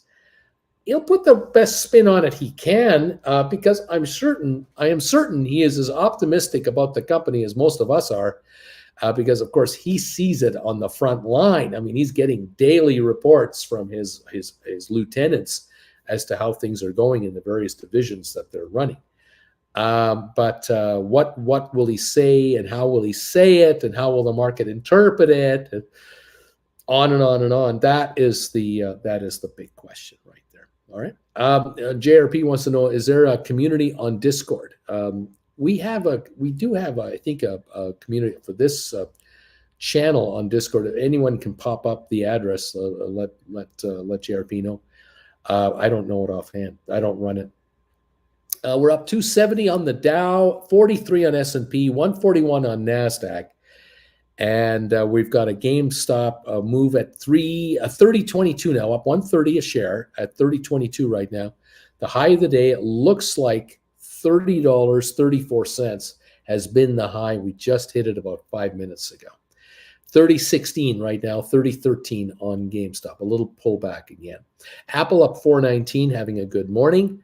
But I don't think that's going to last. We've got Apple PE multiple right now, 26.7. Just too high to maintain. That's my opinion. On other PE multiples, to kind of give you an idea, let's take a look here. For example, Pfizer is 9.3. That is extremely well priced. Boeing is still not showing a profit. It's at $160 a share. It's been shellacked from the 400 range 2 years ago to here. It's not really going very far yet. They have more to prove. Cisco is trading at 16.5. That's a reasonable price. It's up 76 cents today, in the mid 540s, not outrageously priced. Home Depot at $302 a share, 18.59. Not outrageously priced if it can hold the current revenues. Can they hold their profits where we are?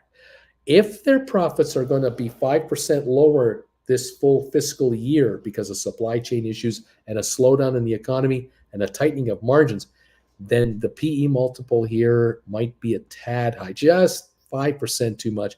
We may see HD between 250 and 300 rather than 300 to 350.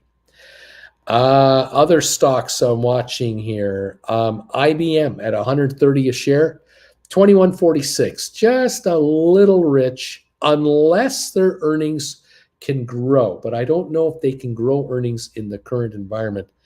We'll have to see their next quarterly results. Microsoft at 266.99 a share. It's trading at 27.67. It's too high. It might be more of a $200 stock, a 180 stock, than a 266 stock to 300. 27 earnings, 18 to 20 times earnings, kind of where Home Depot is. That would be more comfortable. Goldman Sachs at 343.90, 7.77 times earnings. Not an overpriced stock. Google, $112 a share, 20 times earnings, PE multiple, 20 times PE multiple. That's right around within 5% of where it should be. It could be 100 to 120. We're at 112. That's kind of in the neighborhood. Amazon at 135 a share, 120 times earnings. Not good. Their margins are shrinking, tightening up. Their costs are rising. Um, their merchandise costs are rising, which means customers have to pay more to get merchandise through Amazon, which doesn't necessarily make them any more money. That stock is about double where it should be. And even that is being generous. 65 a share would still leave them at $60, 60 times PE multiple. Pretty high and pretty rich. Meta Platforms, that's the Facebook stock, 13.4 fair price. If the earnings have flattened out here and maintain the current number, they're okay. If earnings are expected to keep dropping, stock will keep dropping as well. Let's take a look here. Royal Caribbean, way overpriced. Target at 175 a share is trading at 19.9 times earnings. Might be just a bit rich. 150 might be more where it should belong. JP Morgan, 9.7 times earnings, no problem there. Costco, 42 times earnings at 539, overpriced by double. Stock should be more like 250, 275. The street is building in expected increases in earnings. That's why Costco trades at 539. The investment community at large believes Costco's earnings will keep rising, but I don't think they're going to rise enough to justify a 42-time PE multiple. It might be that their PE multiple could be more like 30 to 32. That's a 1/4 haircut. That would put the stock down about 130 a share to 400 range, not 539. But that's, again, the street is overpaying now for earnings going forward. Walmart at 137 a share, 27 times PE multiple. That's about a third too much. That stock is more like a $90 potential. This is where they could go to. These shares could back off this much over the next few months because they're overpriced in the current investment market and earnings expectations. If Walmart's margins keep shrinking, which they have already begun to do, same with Target, their margins have shrunk. They keep shrinking out. These PE multiples will not be sustainable. No, not even close. See what happens. Disney and Nvidia, I don't even know if they're making money. Disney says they're 66 times earnings. Stock has been beaten up down to here. 100 to 110 a share might be where they're going to hang for a while yet. Let's see. Netflix, 20 times earnings. They're losing subscribers. They're going into advertising, which will cost them more subscribers. Their margins might be squeezed. They're cutting expenses everywhere they can. We still might see another 70, 80 bucks come off of this stock and then stay there. We'll see. That's just a brief recap of some of the ones that we're following here. This is not all of the market, but PE multiples over 20, 25, no way. No way. That is not doable for me. So we'll see. All right. Susan Shops About. Great intro this morning. Here's 151 thumbs up. Even though you called Florida the swamp, well, parts are, you know how it is. Love Floridians. Nazareth, I need a Discord invite also if one is floating around. Larry, look up the stock markets with Bruce on Reddit. There's a URL there. I posted with a link to the Discord. Can't post URLs in the chat here. That's where you've got to go. Splair, for me, please, as well. I'm already in a German-speaking bagel Discord, so another one would be fancy, but I don't have a lot of time for chatting. Quick sick, Bama Babe. I missed your question. I can't recall the specific hospital, but it would have been in the Santan Valley. JRP, thank you, Larry. Beach Boy, sitting on the GameStop September 1625s I wrote last week for 166. Serenity now. Well, we're back to 29.74. We're backing up again here on GameStop. We've topped out now at 30.34, and now we've given up about 55 some odd cents, approaching 60 cents on a dip here already. Still up 80 on the morning. We'll see how this works out. Uncle Bruce, how bad was it when the Fed did quantitative tightening many years ago? Thanks for your rant today. We too believe not enough people are talking about how it'll affect stock unemployment. We appreciate you both. I remember the last time they tried quantitative easing. It was after the financial meltdown of 2008, 2009. They eased right into the crisis and right through the crisis to try to calm down Freddie Mac and the other entity that did mortgage guarantees. They had to fix GIC. I think it was GIC, the insurance provider. They had to right the ship in the banking sector to put liquidity into banks. They dropped interest rates dramatically and kept dropping them to keep adding liquidity. They put restrictions in place for the large investment banking firms to have larger reserves, more reserves, and to write off crap loans. They bought up junk mortgages. I mean, the Federal Reserve put quantitative easing in overdrive in 08, 09, and so on. But then they tried to tighten it. And the talk was that the way they're going to do tightening is it's going to look like paint drying. It's going to be so boring that the market will ignore it. And it lasted a year or two, and then we had a liquidity crisis again. And they had to reinstate the quantitative easing. What the U.S. economy, the world economy, is addicted to low interest rates. They're addicted to free money, and unfortunately, a lot of businesses out there are completely focused on one thing, and that is every 13 weeks they have to report how they're doing to Wall Street. And they are damned and determined to come to Wall Street with good news each and every time. They're afraid of having a Wall Street analyst give them a downgrade. There are managements out there. Remember, management of public companies, the Dow 30, for example. I'm trying to think on the top of my head. I don't know of a Dow 30 company other than Walmart, and even Walmart is a slight example. There is no Dow 30 company that is owned and controlled by one guy that owns most of the stock. The days of JP Morgan are gone. The days of one entrepreneur owning, like Henry Ford, owning 50% of the stock, it's gone. It doesn't exist anymore. And so the management groups of these publicly traded companies, even a big chunk of the S&P 500s, they're run by management that doesn't own more than 1 or 2% of the company. These guys are hired guns that are brought in to just run these companies. That's all they're doing. And so these people who are on the board of directors, but mainly CEOs, CFOs, and all of their followers, they are on pins and needles all the time because they can be fired for underperformance, for a disappointing quarter or two.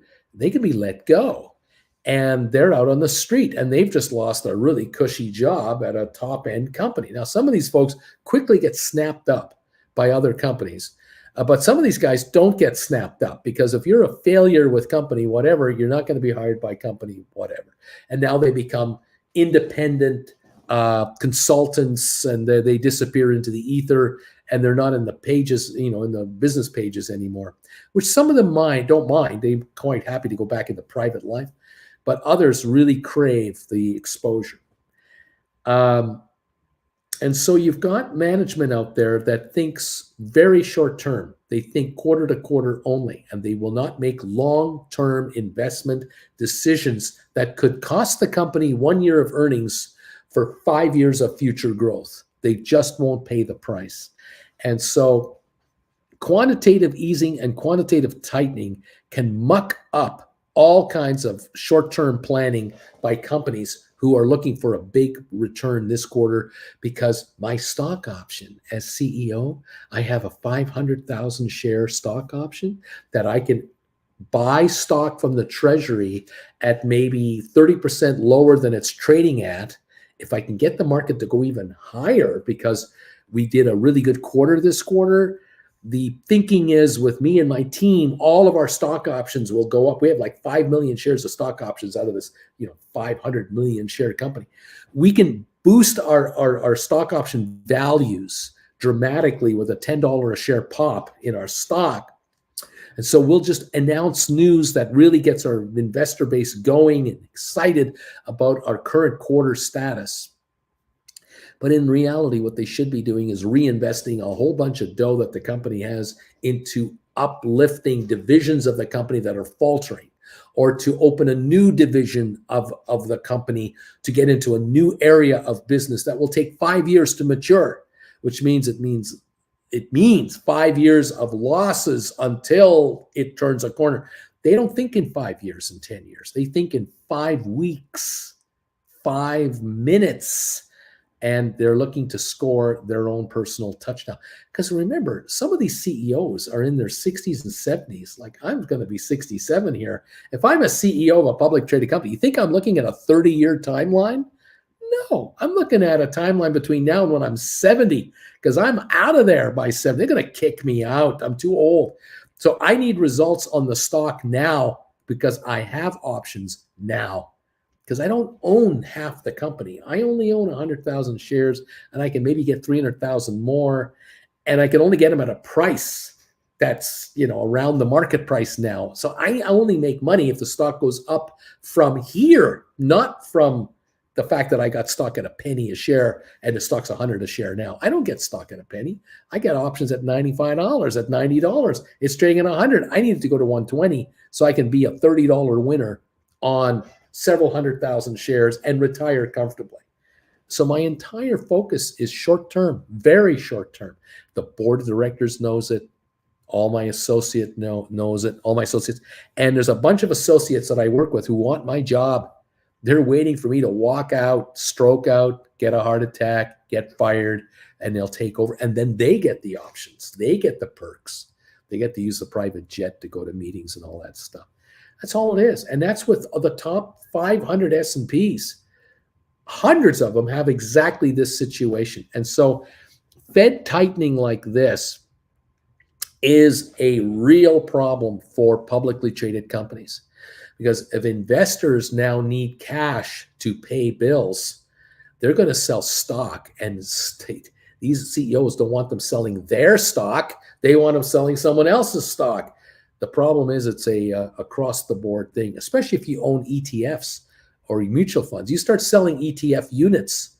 The ETFs have to start selling stocks in all the companies they own because the redemptions are coming in, which means more selling of more stock across the board. If the ETF is 150 different companies, all 150 companies' shares have to be started to be sold in little bits here and there and here and there. You get millions of unit holders, hundreds of thousands of unit holders selling off some of their units. These ETFs, all of them are selling stock in everything they own. That means a lower market. That's how this works. There's no getting around it.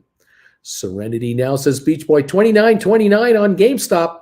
We're only up 39 cents, 29.20 now on GameStop. Down we go. We've dropped over $1 a share here. Down we go. For Discord, put a / then whatever that is on the end of a URL.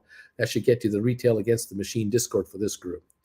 Dustin would write a call for next year on Costco. What are your thoughts on that? You could write a call. You could write an at the money call for 6 months out, a year out, for a fat premium if you get it, and then just sit back with your arms folded and go, buy me out or go up or go down. I don't care. If the stock goes down, the contract implodes and you'll buy it for pennies. That'll cover you for any losses on your stock. If the shares stay flat, the contract dies over time. You keep all that money or a good chunk of it. Stock goes up, but not quickly. The contract still won't go up very much. And if at all, and your stock is more valuable and your contract is sitting flat and maybe slooping or dropping a little bit, you're a happy camper too. So that's food for thought. Or do you just try to go a couple of weeks out? You can do that too. Write a 3-week contract and take the time depreciation. Write an at the money, just out of the money contract, premium only. Take it. Yeah, why not? Beach Boy, Fannie Mae and Freddie Mac. That reminds me, I haven't seen Henry for a while. Yeah, whatever happened to Henry and Debbie? They're gone, aren't they? Lobo Blast, sorry to change the subject. Speaking of comics from earlier this morning, did you ever sell your collection, if I remember correctly? Nope, never sold any comics. I got them. Christina, nobody is selling the 2025s yet. No volume and no open interest, but they are now being quoted by specialists. Lame duck, I'm number 157. Thumbs ups. Thank you. Broker, Uncle Bruce with the wisdom. With the wisdom. I try. I just telling you what it used to be like and what it's like when this happens. It's not good. We're up 289 on the Dow. They're ignoring this today. No one's talking about it. GameStop 29.22, up 30 cents. A big pullback. This is the low. These are the lows of the day. We are in and around that low of the day range. Very interesting. 29.03 is a cheap price I saw. Must have been a few moments ago. A interesting pullback on GameStop. I saw 29.09, says Christina. There you go. Down it went. Welcome back. And we could go lower. We can drop $2 today. Again, if you're thinking of rollovers, you see, if you did a rollover this morning and you got out of a 26, a 27, a 28, you bought them back, and then you wrote a 30. The 30 is now out of the money. You wrote it. It was in the money for a bit. You got the premium for it, and now it's out of the money. And all of a sudden, that call has dropped on you. Of course, if you didn't do a rollover, the contracts you were sitting on this morning have dropped as well. They went up and they've come back down, and they might even be lower now than when you were thinking of a rollover. Well done. And if the shares want to give up $1 from here to 28.30, guess what? Your calls will drop again. Yes, and that is what we're talking about here. And of course, those of you sitting on calls with time premium, that's coming your way no matter what. So fear not, do not fear the upside. Zeta State, I still have X-Men 109, the first appearance of Alpha Flight. Lobo Blast, Brokey, even if you're not investing in the moment, Uncle Bruce's channel is so educational in plain English. Thank you so much, everyone. I appreciate it. All of your comments, it's appreciated very much. We do the best we can trying to understand, where we're at, where we've been, where we're going, and why. The playing field is shifting under our feet. That is exactly what is happening. It's been going on now for several, like at least 6 months to a year. It has really shifted out here. And publicly traded companies and mom and pop stores and businesses, they have to have 10% more sales this year than last year in actual dollars. The cash register of a mom and pop restaurant has got to bring in 10% more money into it. No matter how many plates of food you're selling, how many donuts, cups of coffee, doesn't matter. There has to be 10% more money in the till. Why? Because costs of everything has gone up at least 10%. Everything. And that means money in and money out has got to be there. The owner of a business that gets a 10% increase in cash flow this year makes no extra money for themselves. It all goes out to running the business. Employees, rent, insurance, electricity, cost of goods, all eats up that 10% increase. It's an inflationary move. That's all it is. The only way you win on an inflationary uptick is if you're running a hardware store, for an example, and you got a store full of merchandise that you bought over the last 2 years. Your store is full of stuff that you bought with money from 2 years ago, and you are able to increase the price of everything in the store by 15% and get it. Now you're getting 15% more money on what you paid for the merchandise 2 years ago. Here's the bad news. You just sold a rake for someone's front lawn. You got to buy another rake to replace it. Guess what? It's 10%, 20% more expensive to buy. And as you roll over you turn over your inventory into a new bunch of inventory, you're paying today's prices. And what can you get for it? tomorrow is the question. The owner of the business can say, well, yeah, I got 15% more money in my till, and that gave me a big return on all that inventory I bought 2 years ago. I went on a buying spree 2 years ago, really bought a bunch of material for this store. But now I've got to buy new stuff for this store, and I have to now pay the increased price. So actually, it's a rollover for me. I've rolled over my inventory into a new set of inventory. I didn't get any money out of it myself. I myself got no extra cash. Every dime that came in, I spent on running the business at a higher level. And I only pay myself $2,000 a month in salary out of my business, and that's all I'm still getting. I'm actually behind because my personal at-home expenses are up 15%, and I'm not bringing in any more money. The business is surviving, but is not thriving. The key here is to get the business to do 30% more in sales, 15% for the cost of everything, and 15% increase in business, of which my margins are 20%. That's 6%, 20% on 15. That's 3% more net profit on gross sales. And my gross sales per month are $50,000 a month. That's $1,500 a month more in my pocket as an owner after it's all said and done. I increased my sales by 30% in cash. 30% more cash is coming into the cash register. I got a $1,500 a month raise. That's what that means. I'm the last guy to get any of it. Everyone else gets paid first. That's the downfall of mom and pops. That's the reality. Now, if you own the building and the land that your business is located on, you have a hardware store in a small town. You own the building. You own the parking lot beside the building. And values of real estate have gone up in the last 3 years. And your lot was worth $600,000 3 years ago, and it's now worth $1.1 million this year. You have gained $500,000 in value before inflation eats away the actual gain. You've gained money on your asset, the building and the land. Everything else carried itself, and that's how car dealerships have made money over the years. That's how rental firms have made money over the years. That is how large real estate holding businesses make their money in the long run for the owners. The business itself churns over money and pays everybody their salary and keeps everything flat. The land the business sits on rises in value as the town around it swallows it up and expands beyond it.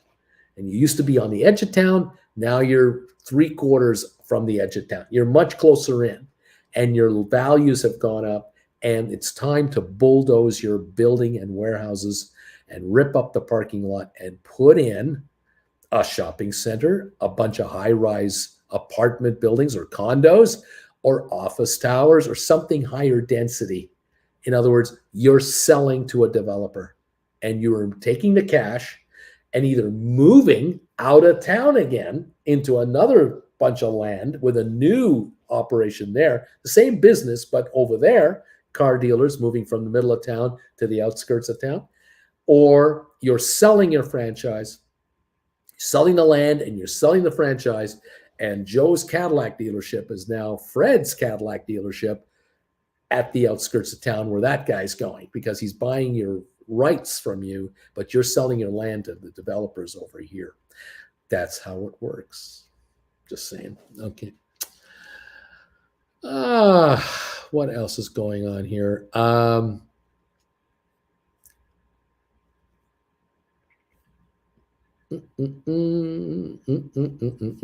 Thank you, everybody. Christina, it's the correlation that I love and the honesty. Uncle Bruce isn't selling us a narrative. He is telling us what we don't want to know. I'm shocked anyone can watch this for free. If only I could sell you a comic option. JRP's having a problem getting to the Reddit link. Everyone's working on that. Let's see. What else is going on? Alex, I'm here at 162 thumbs ups. Thank you, everybody, for helping me get the thumbs ups numbers up. We have 163 thumbs ups here now. We need 37 more to get to 200, and I'm begging you every day, help me get to 200 thumbs ups every day, and I'll leave you alone. Please hit the thumbs up button for me and get me up to 200 as soon as possible. We're only at 165. We need 35 to go. I would appreciate it if you can hit that thumbs up button for us right now. Let us know what number you are. That would be great. 169 now. We need 31 more thumbs ups to make it to 200 today. Thank you all so much for this. This tells YouTube there's a lot of engagement here on this live show. It really helps the channel get promoted by YouTube. So if any of you out there can hit the thumbs up button for us and put that momentum behind it, it would be most appreciated. It costs you nothing to hit the thumbs up button, but it means everything to us here for Jennifer and I that you folks are determined enough to help us grow the channel's exposure and awareness. It means a lot. 175 are in, 25 to go, and we've got 200 thumbs ups. Thank you all for being there for us each and every day. I do appreciate it. We're up 344 on the Dow. We're up 51 on S&P. We're up 153 on NASDAQ. It's interesting that we're up 300 on the Dow, and GameStop is at 29.38 when it got up to 30.34. That is telling in that stock in any event. Apple's up 433, and I have a tough time justifying a 161 price, which tells me that if any of you out there bought deep in the money Apple calls when the shares were down last week or two, we were down in this 155, 153 area. Now we're at 161 to almost 162. You've done very well with your deep in the money calls. You can definitely write 162s, 165s against this stock. I wouldn't fear the upside. But those of you who bought deep in the money calls and have got yourself a $7, $8 bump in your values of your deep in the money calls, you might be looking at either rolling them over. You might want to sell your 140s or 130s and buy 135s, 145s. Just move up $5 and take the difference. In effect, sell a call for here, buy a new deep in the money call for here. That money is your cash as a gain as the stock has moved up. The higher this moves, the more attractive that idea can become. If it allows you to sell 10 calls and now buy 11 calls because the 11th call is available from the nickels and dimes you've saved up. Now you're writing 11 contracts, not 10. That's a raise. Well done. 29.23 on GameStop, up 31 cents. SoFi is up 8. Rocket Lab is up 6. HPQ is up 50 to 28.76. Those of you who bought 18s, 19s, 20s, 21s, and 22s, well done. Hang on to them. Sit tight. Enjoy the ride. If we get into the mid 30s on HPQ, there will be rollovers on deep in the money calls, and it'll be beautiful, absolutely beautiful. Do not worry about the upside as being a sudden dramatic $5 day thing. It's not going to happen. We can work this through, keep working it. The options will depreciate as well. All right, AMC is up 57, APE up 28, ME is up 5.5, Matterport is up 5.5 cents, ATIP was down a penny. It's unchanged, 116. SmartRent down 5.5. Spire down 1.5 cents to 150.5. Sextera up 39 cents to $5.90. It's been slowly grinding its way back from a drop. We're at the highest level now in over a week. We came from obviously a 1050 range, August 15th, 1060 range. On August 24th, we were 776. Back on about August 31st, we were 625. The low was around 508 to 505, and that looks like around September 8th or so, 4 days ago. And here we are at 590, 80 odd cents higher already. Coming on a little bit. Good to see 111,000 traded. That's it. Only 111,000. It's coming on. Selling seems to have stopped out. BBBY 902 up 9. Tesla up 518. Pfizer up 42. Boeing up 241. Cisco up 90. Twitter down 70. Home Depot up 215. Carvana up 463. Robinhood up 43. Vanik up 127. Turned around. IBM up 168. Microsoft up 266. Goldman up $3. Google up 53 cents. Amazon up 274. That's what I'm showing here. A 331 market gain right now on the Dow. Will it hold?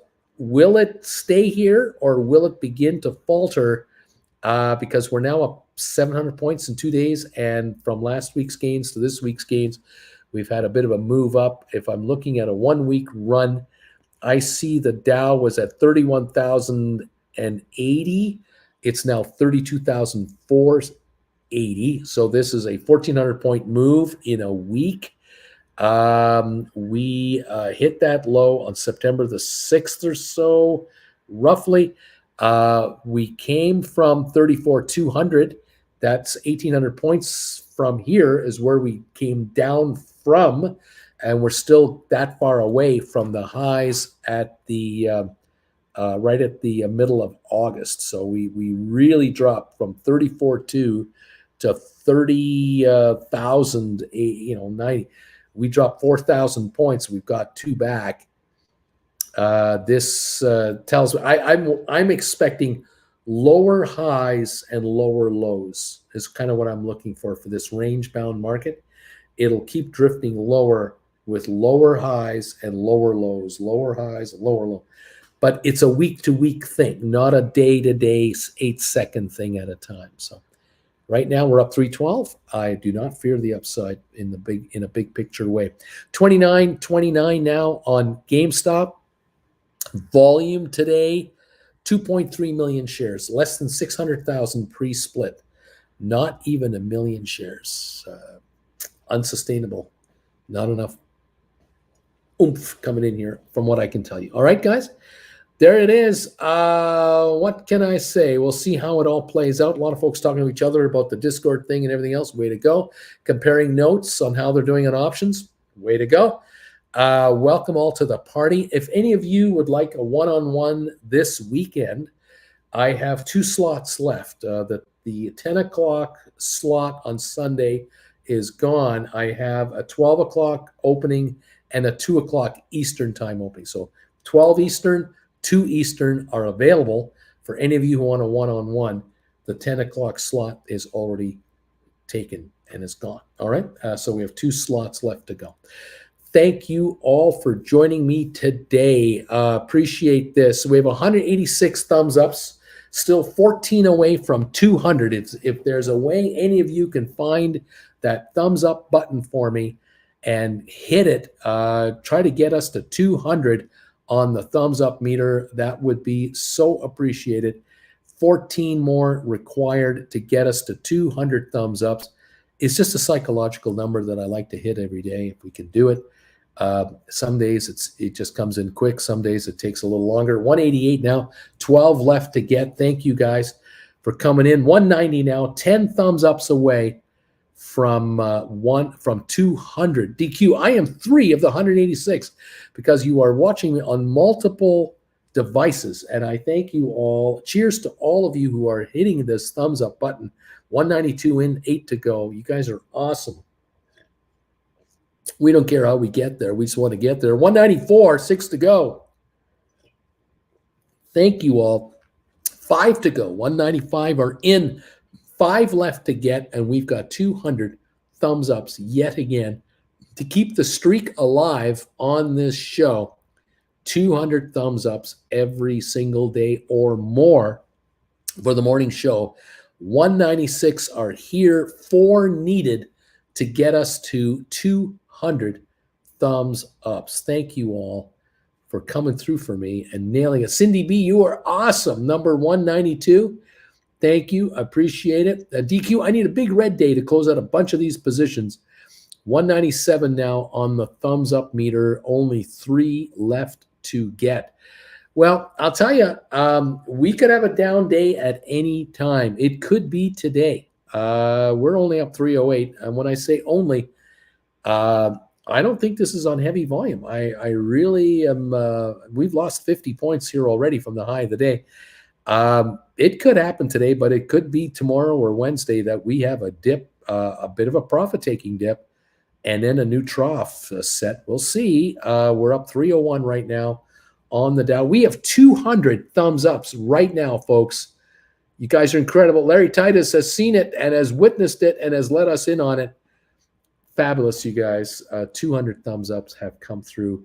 You guys just don't let me down, and I thank you so much. We're up 290 now on the Dow, 287, giving up a little more ground right now on this Dow Jones index.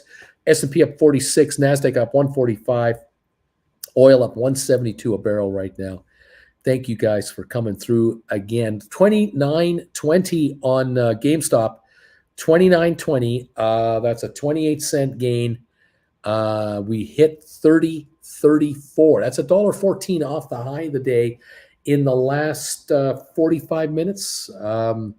So it took a run, but it just gave almost all of it back. And we're at 29.19 now.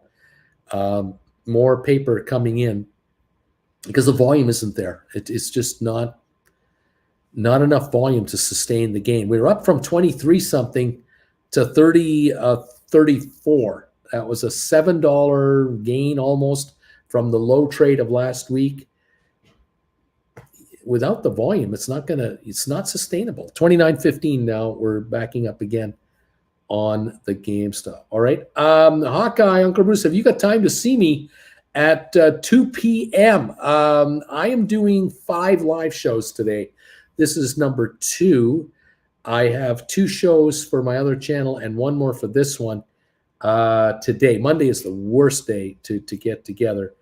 Can you quickly explain writing an in-the-money call, please? Simply put, if you're going to write a call in the money like GameStop, stock's at 29.17 right now, you think it's going to go down, you can write a $25 call.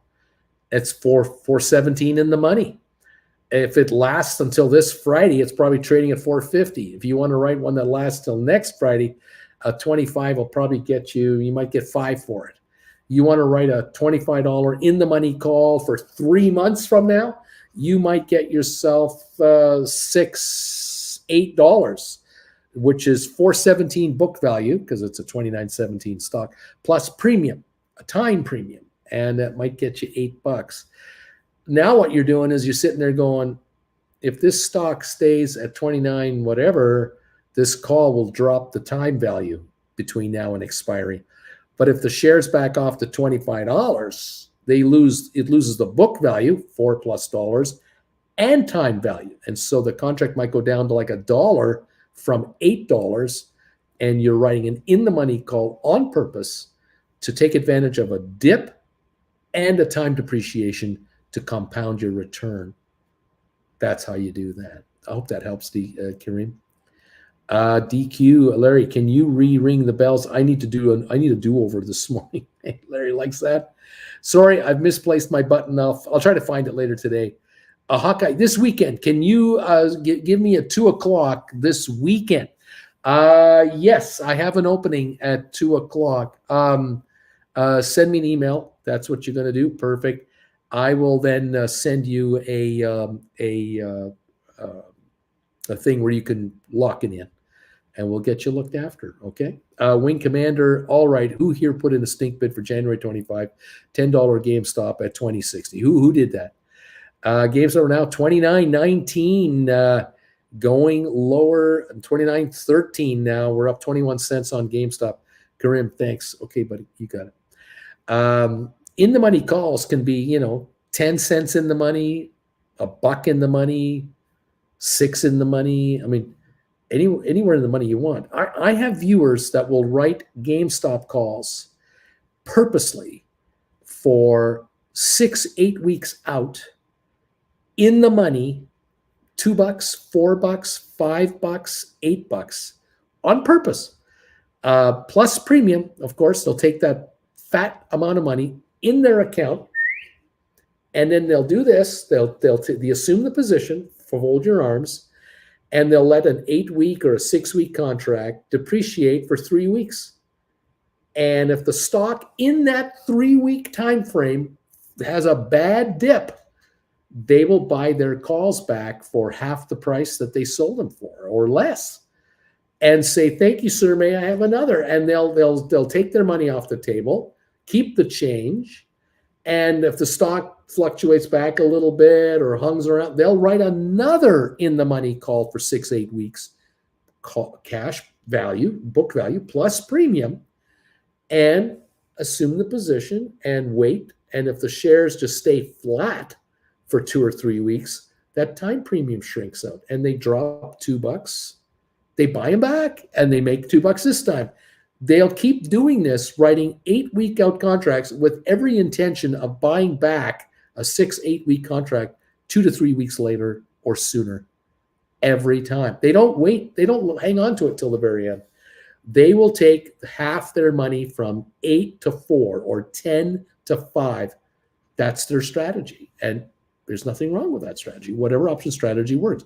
Of course, if you write a $25 GameStop call right now, it's $4.13 in the money, and it's got 6 weeks to go, 8 weeks to go, you could be exercised tonight. It's in the money. But if you get exercised tonight and you sold this call for $6.50, it's only worth $4.10. That's $2.40 more than the stock is worth. You get bought out at $25 tonight. You just sold for $31.50. You're happy buying the stock back tomorrow for $29.09 and writing another $25 call for $6.50 again and say, "Buy me out right now. Give me $1.50 more, $2.50 more than it's worth. Every time I'll take this deal." Do not be afraid. All right. All right. What else going on here? Thumbs up, number 206. Our people are having fun here. Wing Commander wants to know who put in that buy order at 2060. And Christina, you know it was me. Wing Commander, did I front run you? I just got a fill at 2065. Kids are playing with the options, having too much fun against each other here. GameStop now $29. We've backed off again to 29. We're up only 8 cents on the day. We could have a down day today on the stock. And the lower the stock goes, the lower the option costs are, and you'll find options coming down to you. If you're a buyer, you're going to get deep in the monies. Here we are, 28.87. Just lost 13 cents on GameStop in one trade.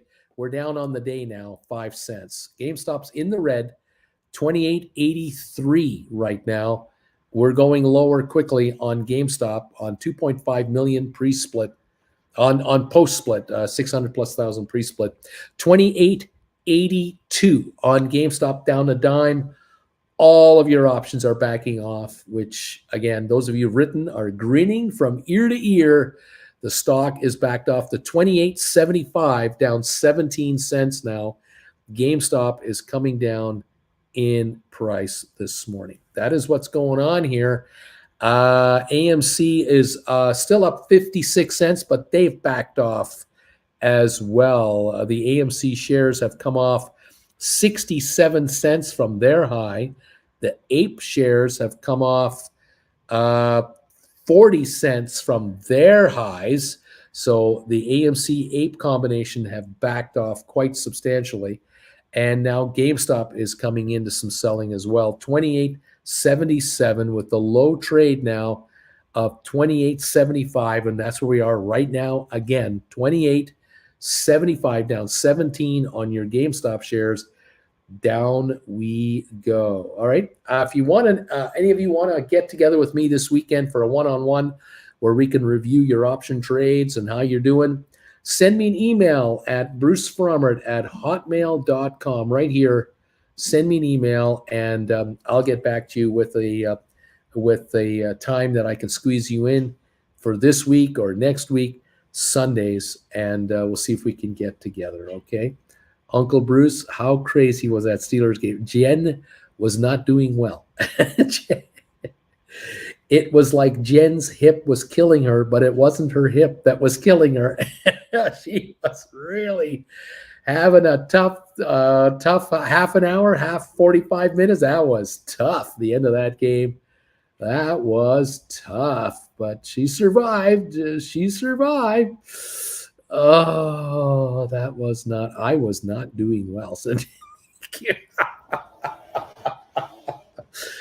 yeah, Jen, I was sitting with Jen for the last of it. I was there comforting her and cheering on where all these developments took place, all these swings and momentum took place, the highs and the lows. And oh my goodness, when Boz finally pumped it through there, big sigh of relief went out. I'll tell you, that's wild. Wing Commander. So I'm already winning if it goes up. My total is 3060, whereas strike 30 plus 140 premium is 3140. Right on, Wing Commander. Well done. Well done. All right, kids, I'm going to say my goodbyes right now. It's 2 hours, 14 minutes into the show. I will see you guys today at 3 o'clock Eastern time. We'll finish off the day together. Keep the faith. Don't fear upside. The Dow's up 306. We may have seen the best of the day. I don't know. GameStop is negative. Definitely had been negative here. We'll watch that closely. I'll see you at 3 Eastern time. And those of you who are watching me on Traveling with Bruce, I'll see you over there later tonight as well. Okay, guys, thank you, everybody. DQ, now I understand this morning. Now I understand what's going on this morning. Yeah, the Steelers, oh my gosh, it was grim. It was scary. Thank you all for joining me. I will see you at 3 later, a little later today. I'll catch you then. Okay, guys, thank you so much. Talk to you real soon, and bye for now.